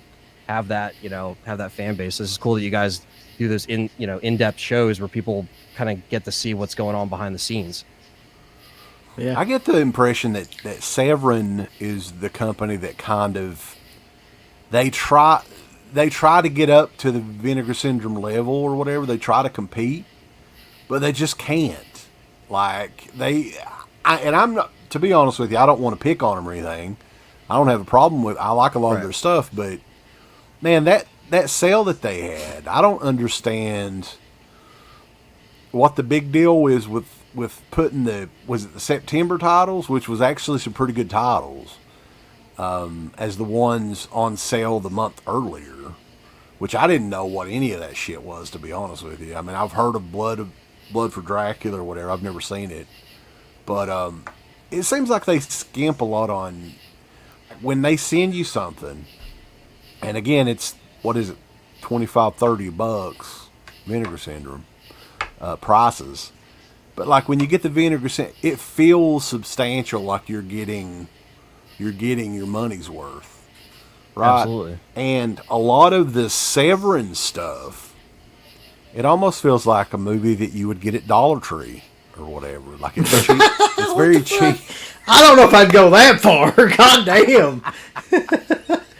It's very Severin stuff is just like get like the World Series from 1992. That's the shit you get from the Dollar Tree. Right. Because look, like I mean, I got this. This is cool and everything, right? But like, come on, it's I don't know. I guess it's hard. You'd have to see it in person. It's definitely they charge the prices, but I think for what you get, it's not a comparison to some of these other companies. Yeah, I kind of get that. I mean, they are like the lower end version of Vinegar Syndrome. But that's what they seem to be. Like that, and Vinegar Syndrome has got a great business model, which is like they all of the films they get have a below 5 IMDb like score, but that's not really the point. They get shit that nobody has any idea about. Package it amazingly, make it look like it's the best thing ever, and a lot of times it's just really goofy, silly kind of movie that turns out to be fun, like Spookies or Berserker or Uninvited or something like that. Like, I mean, they're not gems, but it's all about the marketing, the packaging, and also like just finding stuff that people haven't seen in a time where you can see anything. So that's what they do a really good job of.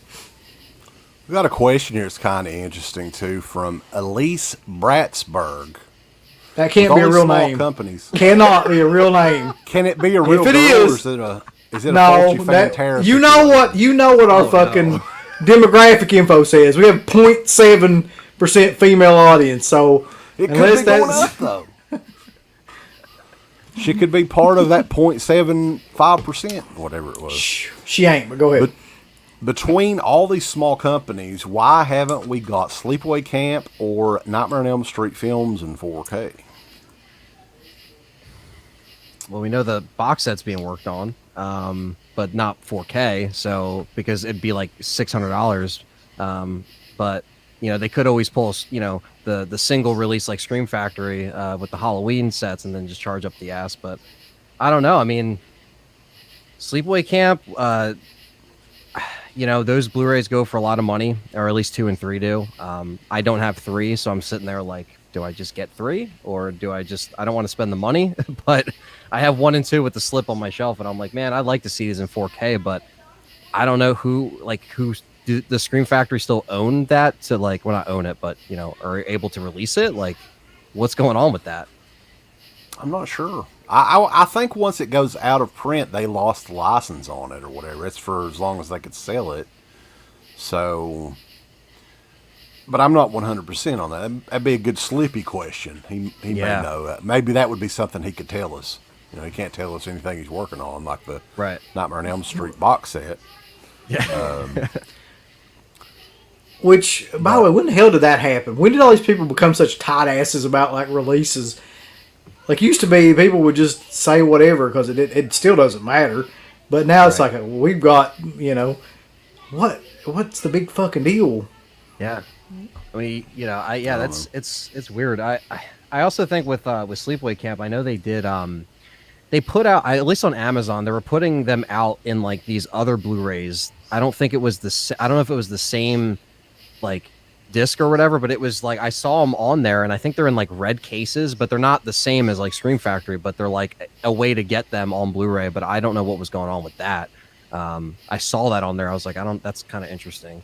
But yeah, it's kind of weird that Nightmare on Elm Street, that I mean, you've got Scanner Cop, you've got I mean, just some weird stuff that's out in 4K, and Nightmare on Elm Street really didn't even receive that good of a Blu-ray. No, that was the first Blu-ray I bought, actually, because it came with that. It also came with a free ticket for the remake, which to this day I refuse to own that remake.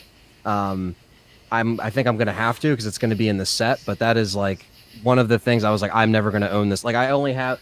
Over there, I have my 1999 DVD box set still, just kind of sitting there, and that's what I've been watching them on. But I'm kind of wait. I'm all right, I kind of need a upgrade at this point. I don't want to keep watching the DVDs, Honest to God, it might be a better idea for them to just not include the remake in the Blu-ray set. They might sell more that way. Yeah, that was. Well, that they've got probably it's like the end of Raiders of the Lost Ark, like a warehouse full of those discs. So they just want to get rid of them at this point, so they're going to throw them in there, Right, but 4K, because I know that was also the question that she asked, 4K of that. I mean, it's probably far off if they're doing the box set, right? I mean, I don't think they'd probably knowing Scream Factory, they would probably do it next year or something, and then they'll be all right, 8 months later, here's the 4K or whatever. I don't know. Right. I mean, it's interesting of the timing, because we never really got that Blu-ray set yet. If we got the Blu-ray set a couple years ago, sure, maybe it's due for a 4K, but they're not even doing that with the Friday the 13th series yet. Instead, they're just doing that weird dinky steelbook for $70. Have you guys heard? Oh, hold on, I gotta fix my camera. Sorry. You're fine. The rumor that October's titles is Halloween 6, H2O, Resurrection, Rob Zombie Halloween 1 and 2, 4Ks from Scream Factory. I heard somebody mention it. I was like, that is kind of splitting it up. Would that? What do you think? I mean, do you think that'd be possible that they would be that's a lot of fucking money, man, to throw down.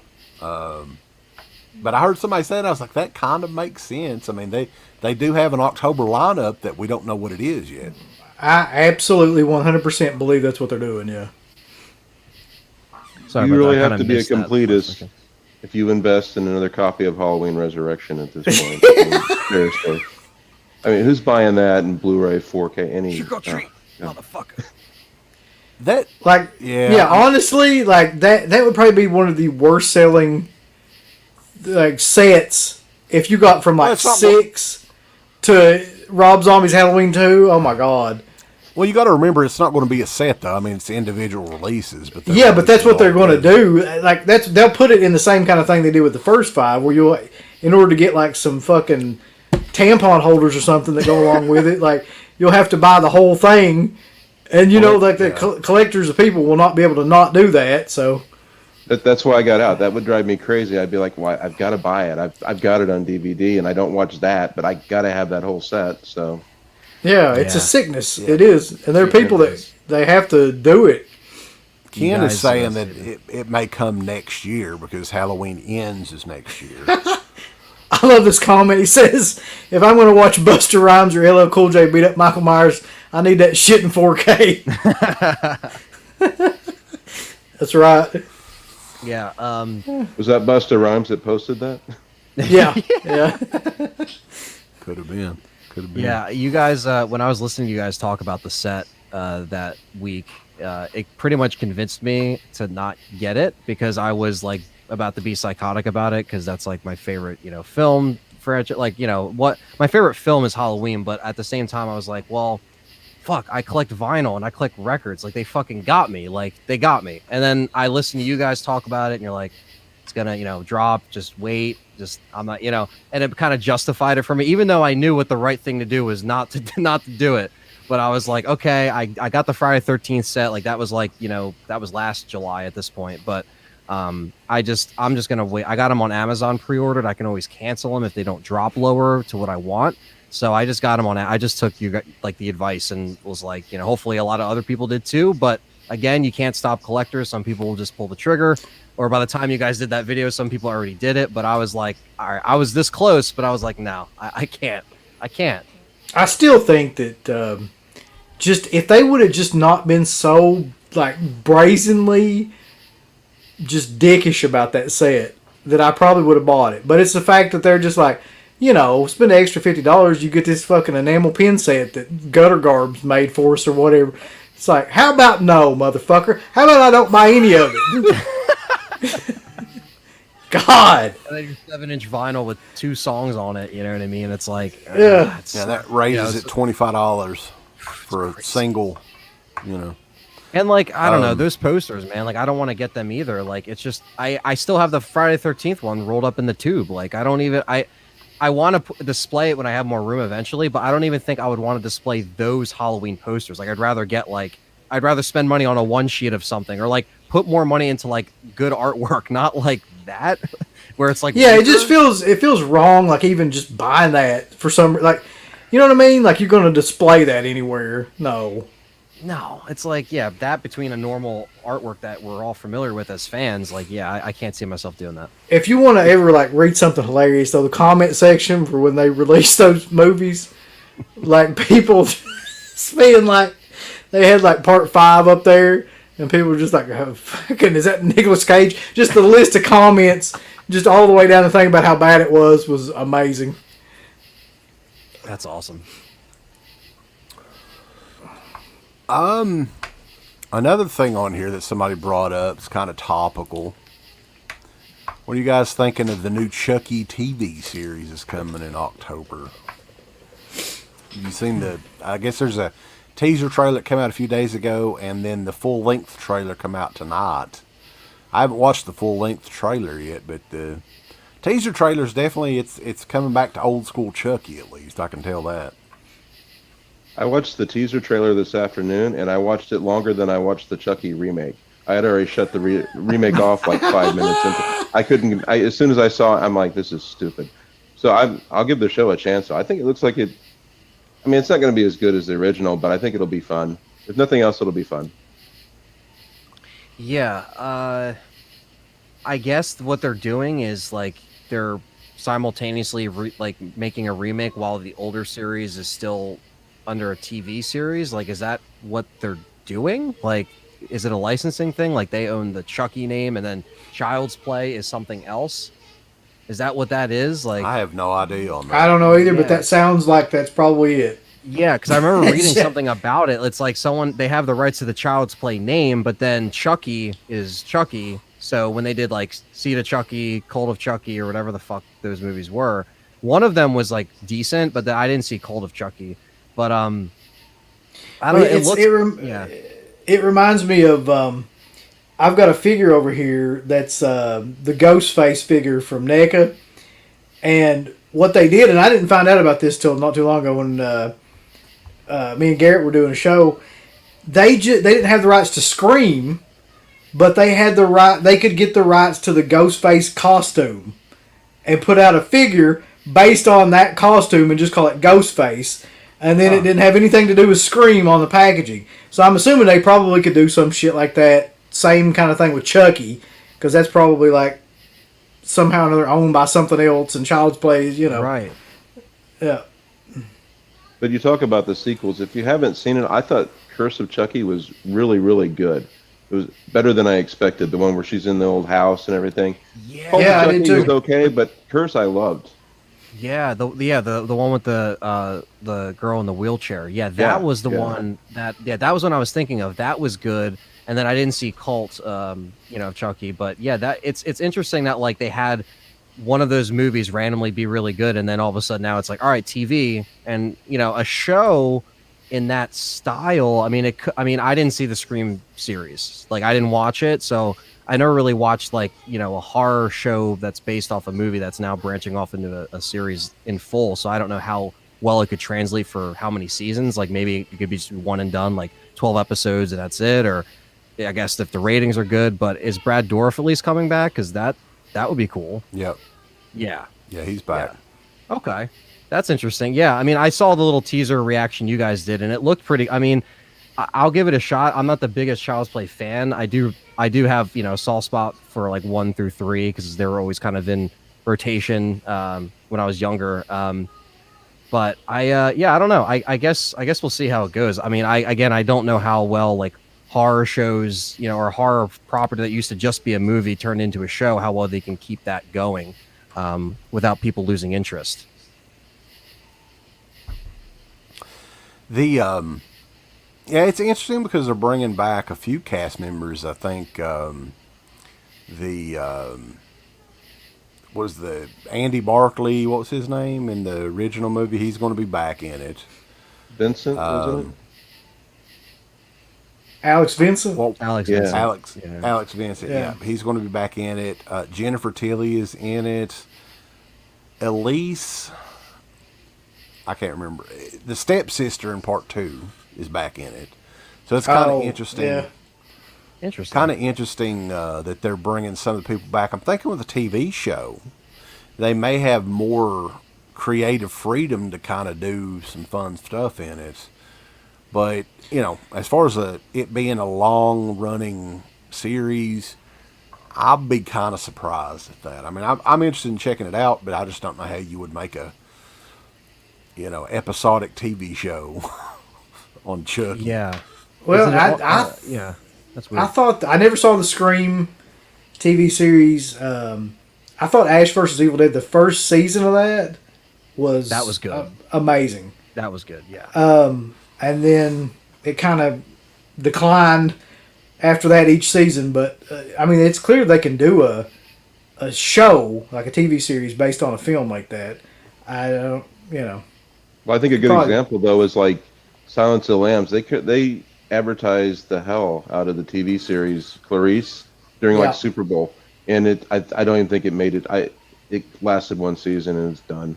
I tried to watch that show. I watched because I love Silence of the Lambs, like one of my favorite films, and there's something about it, and I don't know what it was, but it wasn't good. Like the writing was not good. Like she was good. Whoever the chick was that played Clarice was good, but the writing and the pacing, I watched like 3 or 4 episodes of it. And I was just like, I can't get into it. Like, and I'm sure most people had that reaction too. I mean, if it wasn't associated with Silence of the Lambs, I probably could have, it was just like, a kind of a drama. It would have been okay, but. How was Hannibal? Because I heard that show was actually good. I just never gave it the time of day, and that went on for like seasons. Yeah. So I don't know how that. I never saw an episode of Hannibal. I honestly don't know. Yeah. Bates Motel was another one that went a long time. Yeah. And it was I think I watched like 3 or 4 episodes and then kind of lost interest. It kind of was like a soap opera almost, from what I can recall. Like I watched most of the first season, and I kind of didn't get much further than that on it. Yeah, I don't know. Is the Chucky series on a network or is it on streaming? Because Sci-Fi. It's on. Yeah, it's on Sci-Fi. Okay. If that's a network, I don't know. Like I was like, Yeah. Well, they said on the preview it was on Sci-Fi and USA Network, so I don't know if they're switching. I don't know how you would do that. If it's just on both shows at the same time or what. Yeah. I don't think they've said. Yeah, that's weird. Because the one thing I liked about the Evil Dead show was like it was on Stars, so they had that freedom of gore and whatever the fuck they wanted to do. But then when you put something like this, like same thing with Scream, you put it on MTV, and you're like, well, they're still limited by a rating system. Now, not everything has to be completely uncensored or unrated for it to be good, but it is Child's Play, so we do expect certain. Not, I know they can push some stuff on those networks because they show movies all the time, but it's just interesting that they're not going with like Shudder or this or that. Obviously, they probably just made a deal with whoever but yeah, it's interesting. Yeah, because normally Chucky gets gruesome, and I don't know how gruesome you can get if it's like I don't know what the ratings are on that channel. If it's like TV 14, TVMA, like what they are able to show. Well, a lot of it probably depends on what time it comes on too. Like if it's after 10 o'clock, That's a good Did- point. may be able to get away with a little bit more. did Sci-Fi put out? Who the fuck put out Z Nation? Wasn't that Sci-Fi? That was Sci-Fi, yeah. Okay, well that was pretty gory. I mean, if they can do that, then they can make Chucky work. Okay. Yeah, I'm just not familiar with some of those recent shows, so they might be able to push more now, if anything, because more people are used to Walking Dead, and where that pushed, it pushed certain boundaries of like people weren't used to seeing certain things on television. Now it's like we're more desensitized because we just see so much, TV shows and movies. So it's like, all right, maybe now they can get away with more stuff now that isn't on a streaming service if it lasts, a while. It's funny, you can get away with just about anything violent on TV, but nothing at all sexual at all. Like Right. you can like chop somebody's head off, and they literally on The Walking Dead had like people's heads getting eaten and all that. But you can't show any Exactly. like excessive cleavage, but somebody can get ripped in half a million different ways. Yeah. Yep. Ken Carlson did actually mention, I forgot about this, that Silence of the Lambs 4K was announced this past week from yeah. Kino. Yeah. They announced all kinds of stuff in the last week or so. Uncle Bill, he's asking you in particular, are you going to get the 4K of Silence of the Lambs? I think I probably will. That's one movie that I've got a couple of movies that if they come on TV and I'm watching it, I'll just stop and just turn it on. And that's Jaws, Silence of the Lambs, and like Return of the Living Dead. Like if they're on anything, for some reason, I don't know, I just can always watch those movies like at any point in time. So yeah, I probably say will. Thelma and Louise. That too. And Domestic Disturbance with John Travolta. Vince Vaughn. Yeah. Can watch that The evil anytime. stepdaddy in that, you got to watch out. Shut up, you bastard. Smack the fuck out of you, then That's smack like- the fuck out of your mom. That should be the plot. That should be the synopsis of the whole movie. Like 90 minutes of just him being like, shut up. Don't say nothing. But I digress. Yeah, I'm gonna get that 4K set. I almost pulled the trigger on the Criterion set because it was on sale on Amazon. But then I saw this and I was like, maybe I should just wait because I'm sure this transfer will be. I mean, I heard the Criterion version was awesome, but I only have the standard Blu-ray or whatever they put out in 2009 or 10, I don't even know what year it was. But yeah, that's the one an I've got. instant buy. And it was weird. They put out Hannibal in 4K first, and I was like, "When are you going to do Silence of the Lambs?" And then like 2 years later, they finally do Silence of the Lambs. I want to know Then when you just wait Hannibal for the gift Rising box is gonna with that be coming part, yeah. out in 4K. Oh, Then the fuck. box set comes, and you just have to get it all over again to get the whole box set. Well, that's how Scheme Factory gets you, though. Like, Scheme Factory's like fucking. Scheme Factory. Game Factory. That's my new thing, by the way. That's awesome. I'm never not referring to them as Scheme Factory from now on. Oh But man, they're just. Damn they're it. like. got a cat here. They're just like, we're going to put out 5 Blu-rays right now, and then we're going to put out 5 fucking, Blu-rays later, and then we're going to wait about 6 months on you assholes, and we're going to put out a whole box set, and we're going to have all kinds of shit in there. And you have to buy it all over.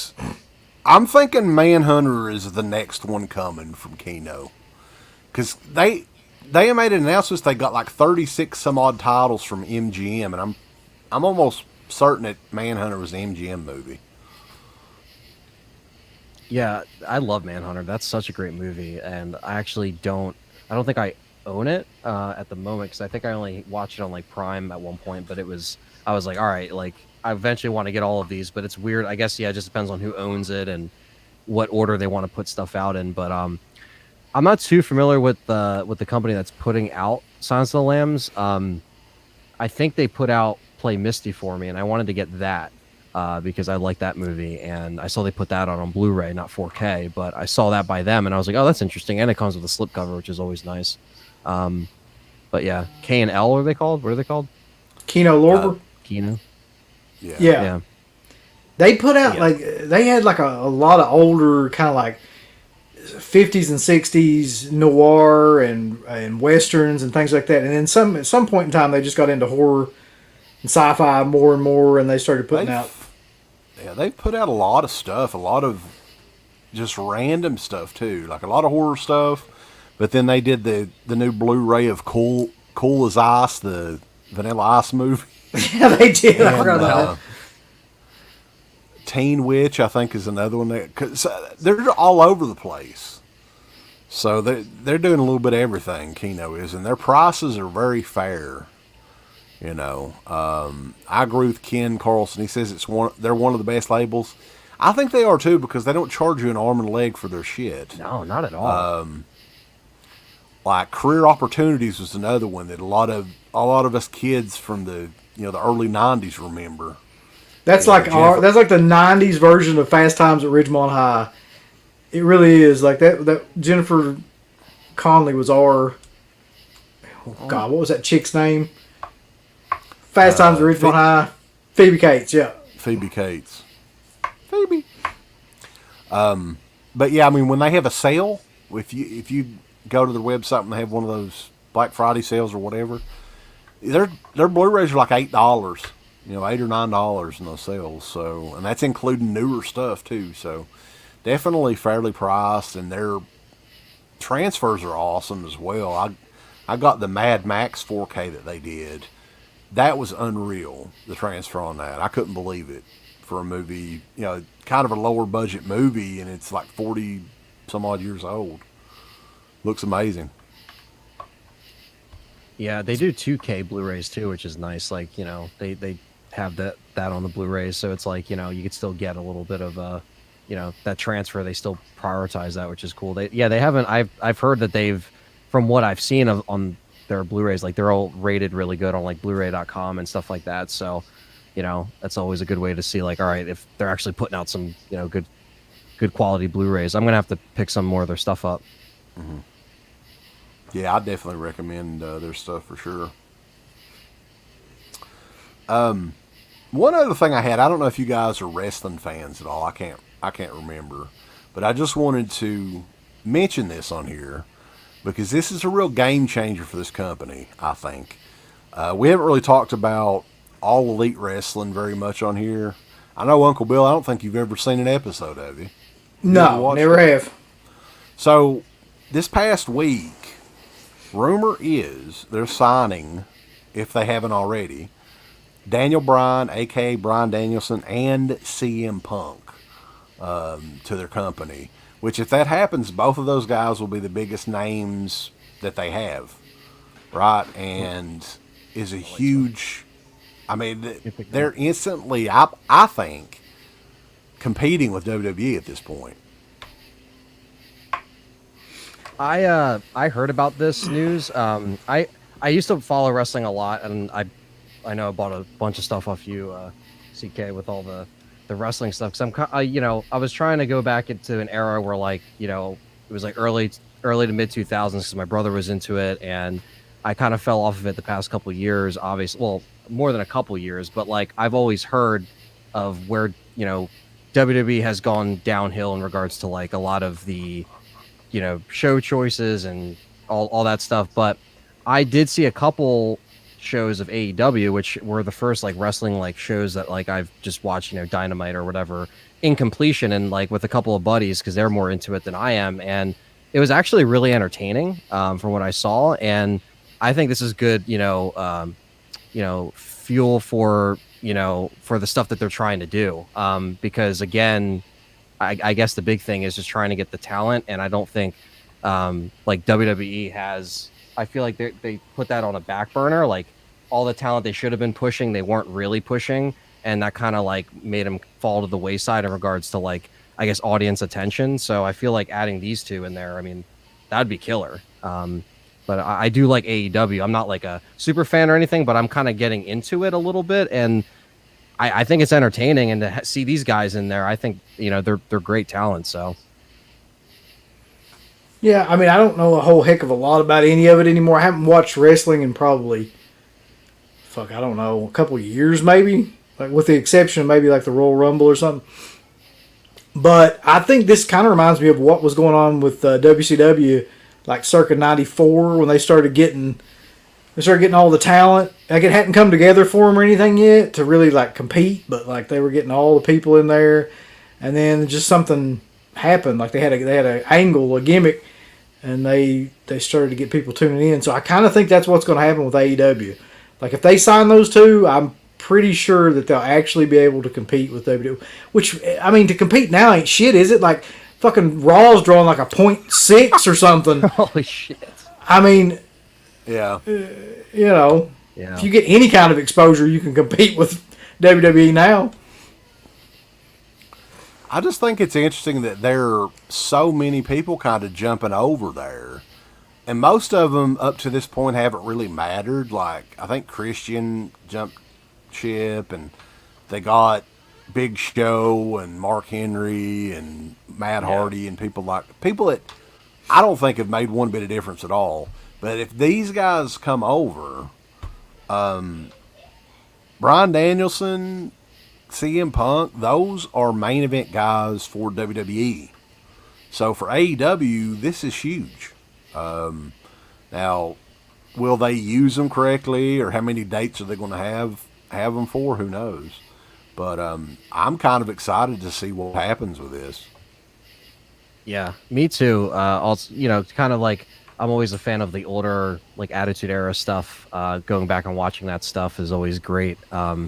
And a lot of people compare the crowd energy and stuff like that to that era and stuff like that. Now, I obviously haven't been there in person. I think that's probably the best way to judge that. But, not being a huge fan in recent years, this does catch my interest, just kind of being a more casual person looking into like what's going on with that company. Yeah, and like you said, like some of the talent that's already there, it's just like it really doesn't make a difference. Chris Jericho still looks like a fat old lady right now. So that's just mean. But, I mean, he's definitely. I mean, I don't know what's going on with him. With his, he could barely do moves at this point. But I like Jericho though. I do. I'm not. I can knock his appearance now, but he can't deny what he's done, and the people that are in that business now, that are still doing it in AEW, they've all done great things. But yeah, I think this would be a game changer in regards to like audiences that might have been sleeping on AEW, and now they see these guys coming in, they're gonna be like, oh man, I gotta watch that each week if they're coming on. That's what you need. Mm-hmm. For sure. I've been off the wrestling scene for years. I think my extent now is I watch all the Dark Side of the Ring documentaries. And that's the only wrestling related thing I still follow. Those are always those entertaining. are great. Yeah. That's one of my favorite things. A&E has been doing a lot of documentaries as well. Like, I think they're in association with WWE, but they're still really well done. I think they did like separate documentaries on like Macho Man, Roddy Piper, people like that. Like they've probably done 6 or 7. I think Bret Hart, Ultimate Warrior, and they did one on China, I think, that was actually really, really interesting because right before she passed away, they were filming a documentary on her, and this was the footage. I mean, it wasn't originally whatever the documentary was going to be about, but some of the stuff that she was doing at the time, drugs and stuff like that. It was very interesting to see how they put that all together, and it followed her up until her last day, I think, that she was alive. Wow. So very sad, but Right. it's a well done documentary. Now, if they're associated with WWE, do they pull back the curtain as much, or do they just kind of keep it all, the happy details and none of the behind the scenes stuff? Well, the China one was not with WWE. I think that was a separate one. That may have been on Vice. That was Vice. Yeah.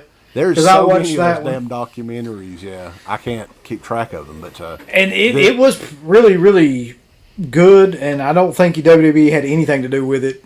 Or, I mean, they didn't seem to care because it had some stuff in it that was like, yeah, wow. yeah. But the A&E documentaries, those are more along the lines of something like would be on the WWE network or whatever. But they're still pretty good. I mean, I enjoyed them, and they did the Most Wanted Treasure show. That's kind of fun for anybody to watch too, where they're kind of going on the hunt for like Ric Flair's robes or Andre the Giant's tights or whatever, to put in the eventual physical Hall of Fame if they ever do one. So,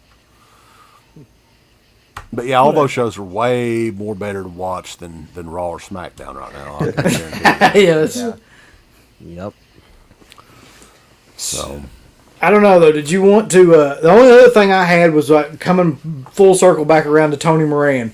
Did you want to talk about that shit? Have we talked about that enough at this point? you can never talk enough about Tony Moran. I'll say this. Like, we didn't do a reaction video to the one thing that we probably should have, which was the original video of him saying all the shit that he said. It's literally like 20 minutes long of just him. If you haven't seen it, anybody, like, listen to this. If you have not seen that, just watch it and then go watch the apology videos and you'll be like, oh, this guy's fucking stupid trying to apologize for all it. Yeah. Yeah. The original video is Tony Moran unmasked, and But that's the thing, though. I got a feeling after watching that there's a lot of... Some of the things that he said, I feel like there's a lot of other celebrities that feel that way.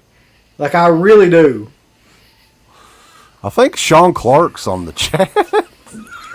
Well, Sean, I mean, you know him better than anybody, but that's the biggest bunch of... That apology shit is the biggest bunch of horse shit. Like, there's no way you can watch 25 minutes of that guy trash everything and everybody and then turn around and be like, oh, I'm sorry. I'm sorry about that. I loved it, though. Like, there's a point in that first video, which I'm shocked that Daniel Harris wanted to continue to make videos. Like, there's like 3 of them. But you can tell the moment in that first video at the convention where she was like, I've made a mistake. I shouldn't have done this. You can see it. You can literally see it come over. Where she's like... It was like right when he started crying, and like...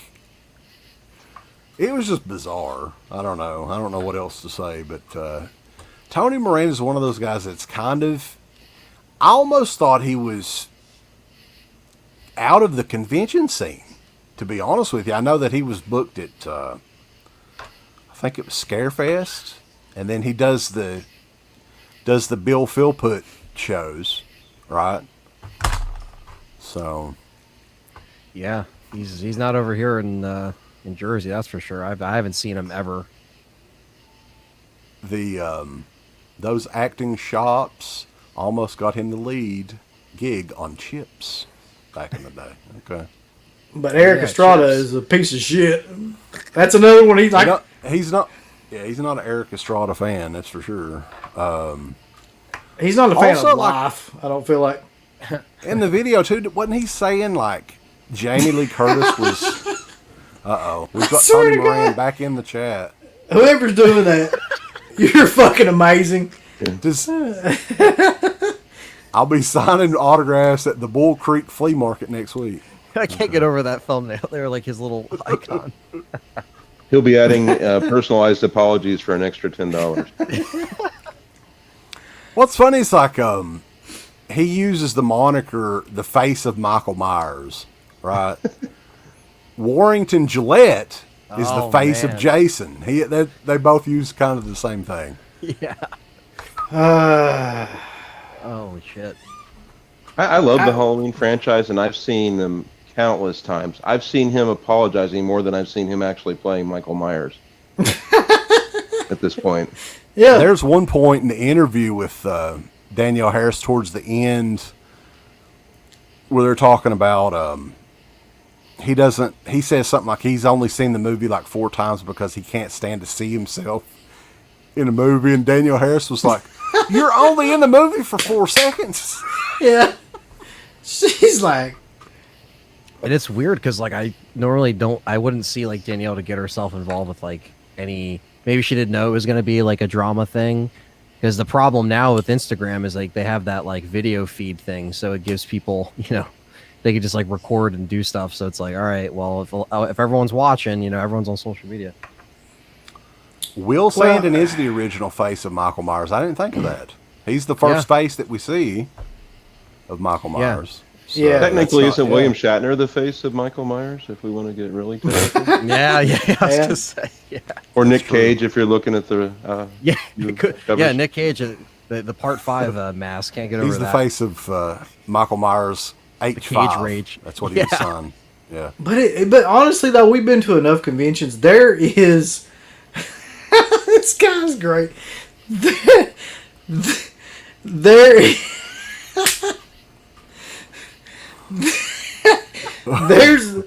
There is enough people that are just as bad as Tony Moran. They just don't get a full-length feature video made about their shit. Absolutely. That's the only thing that like happened in this case.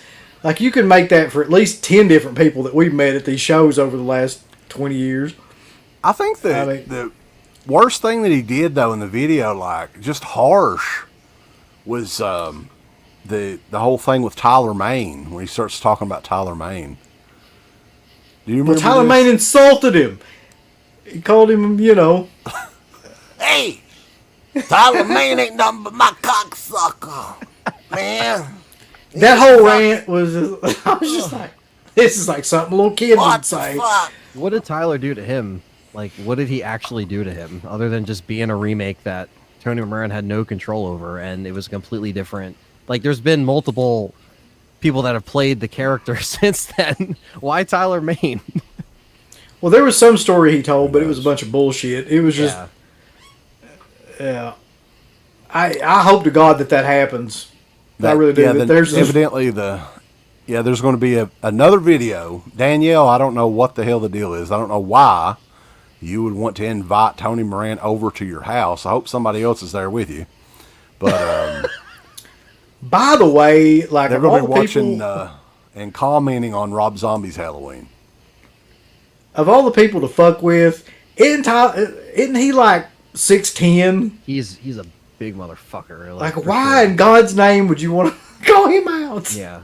Maybe it's a trap, and Tyler Mane's going to be waiting when he gets over to her house and just beat the shit out of him. If they film that, with a chair. Gets him a power bomb. Power bombs him through the coffee table. Yeah. Oh shit, that's amazing. But I thought the whole thing was amazing. Just like because we had known since you met him, which has been, God, that's had to be 10 years ago. Like he was a dick, but just I see him get like outed. Yeah, the whole thing. Yeah, if you remember, nobody knew where he was at for a long time. Like, I think there was an interview with John Carpenter where he didn't even recall his name. He didn't know what his... And this was before he did conventions. So, I think we had first... it was 2007, 2008, the first time that we had seen Tony at a show. So, it's not like he's been doing these horror conventions for the past 30 years or whatever. I think that once he realized that he could make money and just scribble his name and get 20, 30, 40 bucks, whatever it is now. And the prices went up since then, right? So like when you guys went, it was like $10 autographs, or like now it's like he sees it and he's like, oh well, I can just come back and charge X amount. That'll never not piss me off how much it's gone up. Yeah, I was looking. There was somebody that was doing a show. I'm trying to remember who it was. It was somebody that like you would never. It was like a Pennsylvania HorrorCon, smaller show. And like had like 2 guests, and they were like lesser known character actors that were maybe in like 1 or 2 films, and they were charging like it's like $40 for an autograph, $30 for a selfie at their table, and like $60 for both. And I'm just like, when we first started going to conventions, a lot of people signed for free, or they were like $5, $10. It's gotten fucking, and you just took the picture. Like that wasn't even a fucking thing where you did selfies for So evidently the story is that a fan told Tony at a convention that Tyler Mane said that he wears diapers. Oh shit. So that's the story Tony told. So right. Apparently that is deserving of a shit ton of homophobic slurs. So Yeah, I mean, do you see yourself going to conventions again, like in the future? And like, if you go, are you guys gonna try to just get like your own table set up, or are you gonna like just are you guys like planning on doing stuff like that? Yeah, I think that we are planning on going to at least one show and setting up. And I don't know about you, CK, but I've just made up my mind.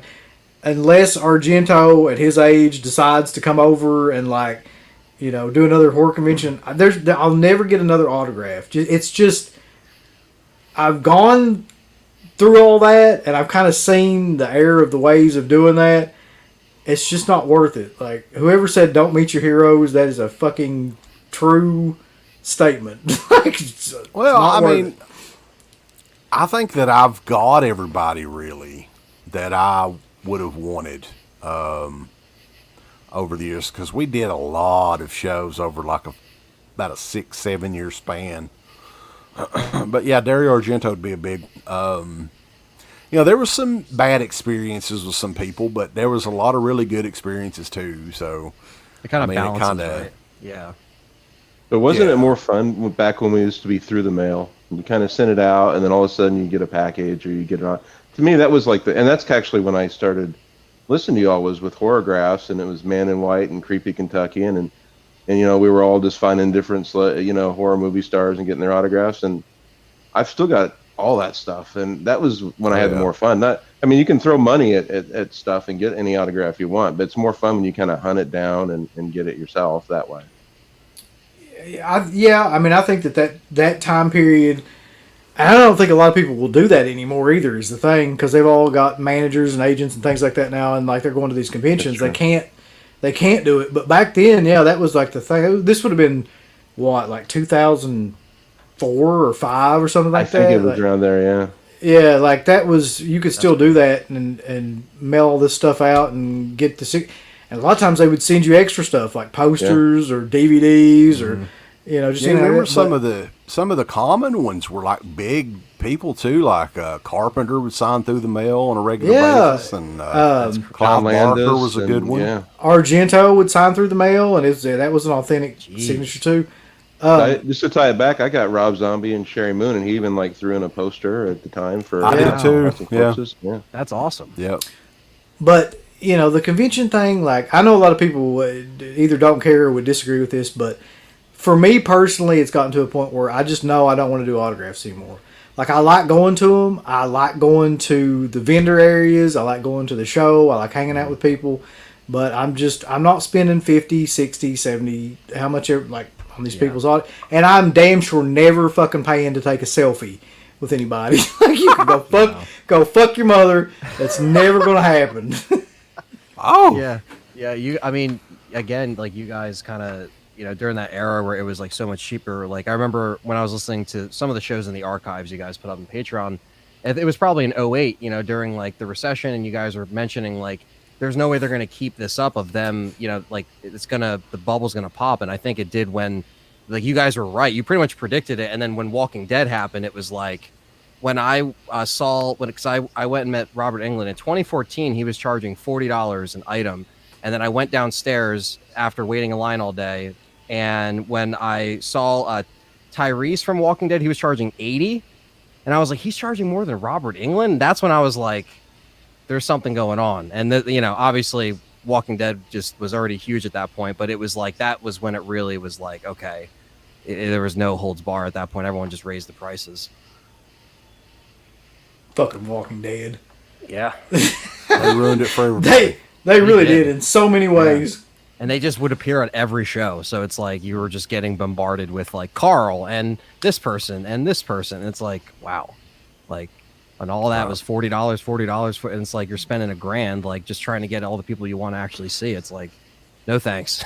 There was a show that I think it was Horror Hound, maybe, that they did that featured like a lot of the main cast from The Walking Dead, and I think it shut down the fucking hotel, if I'm not mistaken. We didn't go to this one. I think it may have been one that they did in Cincinnati or something like that. Do you remember this, Uncle Bill? Like probably 2013. It's Sean Clark's fault. It is Sean Clark's fault. What's funny there's is a promoter down.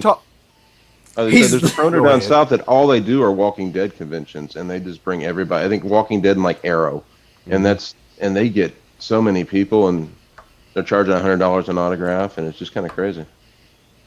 Hey, I mean, that's the thing, though. It's a business. I mean, I understand it, but Absolutely. Yeah, that's what I was thinking. Like, if you can do that, and people will line up like for hours to do that, then why wouldn't you do it? Yeah. Sean Clark, why wouldn't you do it? Sean Clark right now is like rolling around in a bathtub full of money, bathtub full of 20s. So Sean Clark can buy those Captain Kirk masks from people and shit. Yes. The originals. I watch all that shit. But do you guys have anything else that you want? I don't have. I'm out of stuff on here. I mean, this has been fun just to shoot the shit and just hang out with you guys. Yeah, these are always fun shows to do. First one we've done in a couple of months like this. So and I appreciate Dan coming on here the first time we've had you on. So hopefully you can come back, and we'll probably do one next month as well, maybe. Well, thanks for letting me join. It's been fun. No problem at all. But I guess that is it. Unless you have anything else, Uncle Bill. You have anything pops into your mind? No, I'm good for tonight. I think we've killed just about every topic that we could. So I do appreciate you guys for coming. Absolutely. And everybody for watching this over here. We've had comments all night, and it's been pretty fucking hilarious. So yeah, I appreciate Sean Clark and Tony Moran. Yes, coming by. Yeah, it's kind of odd to have them together again. Yeah, like old times. Oh shit, Scott Steiner. Oh, Scott Steiner's here. Big he showed up. Steiner. He just wants you to know that. He just has before to put we that go out there. Yeah. I'll be looking forward to, I'll be working my first convention in a year and a half. Like that will be the Monster Mania, so I'll be doing that, and we'll see how that goes. It's gonna be busy. I don't know whose table I'm gonna be at, but it's gonna be like, I think people are pent up and they're ready to spend money. And between whatever checks they've been getting and I think it's gonna be like the busiest show. So I'll let you guys know how that turns out. So. I think Garrett's going to be going to that show too. I think I saw him post something about that. That's awesome. You guys can maybe meet up. Yeah, for sure. Maybe next time he'll jump. I know he was having some internet issues, but definitely. Yeah, I'm not sure what was going on there, but yeah, but yeah, I mean, guys, appreciate you all coming on and everybody checking the show out. Definitely like the video. That helps. I learned that from Wet Movie. So if you like this sort of thing, give it a thumbs up, subscribe, video response. Check us out on Twitter and all these other social media platforms. I'm gonna have to come up with a script for this shit. Like a beat list of like. I'm not kidding you guys. I made a Dead Pit TikTok account, right? Holy shit! I have Oh, no. God. You trying to I get have the no 13-year-old fucking demographic 13-year-old girls? Well, we need That's the girls Dead Pit of some Tinder sort, account. right? We do need some girls. 13-year-old girls. It's a little iffy. I don't know if we want these, but What the fuck? Yeah, I don't think that's our core audience. I really don't. they got to be at least here in Eastern Kentucky. They have to be at least 16 years old. So 16-year-old girls and up. I'm actually not kidding you guys. Wow. So, Oh, God. Holy shit! I'm glad you're on TikTok, though. I have no idea why, but I'm glad for some reason. well, I was going to say makes me happy. I can't figure TikTok out. I don't know what I'm doing on there. I've never. You used talk- it. I I can don't feel. know. You should talk to Piper. She does it like 24/7. That's all she does. Is Well, stay maybe on we should TikTok, just do dances and shit. Let's give Piper the end of the Dead Pit TikTok account. And she can run it. That's right. I couldn't tell you anything going on TikTok. All right, guys. Well, All right. I appreciate y'all staying on here, and we will be back at some point. And appreciate everybody checking the show out. Big Papa Pump on here, Scott Steiner, Sean Clark, Tony Moran, Greg Caldwell, X-Ray Punch. Thank you, guys. And we will catch you next time on the original Horror Talk Radio Show, the TikTok of Dead Pit. .com. Bye. Toodaloo.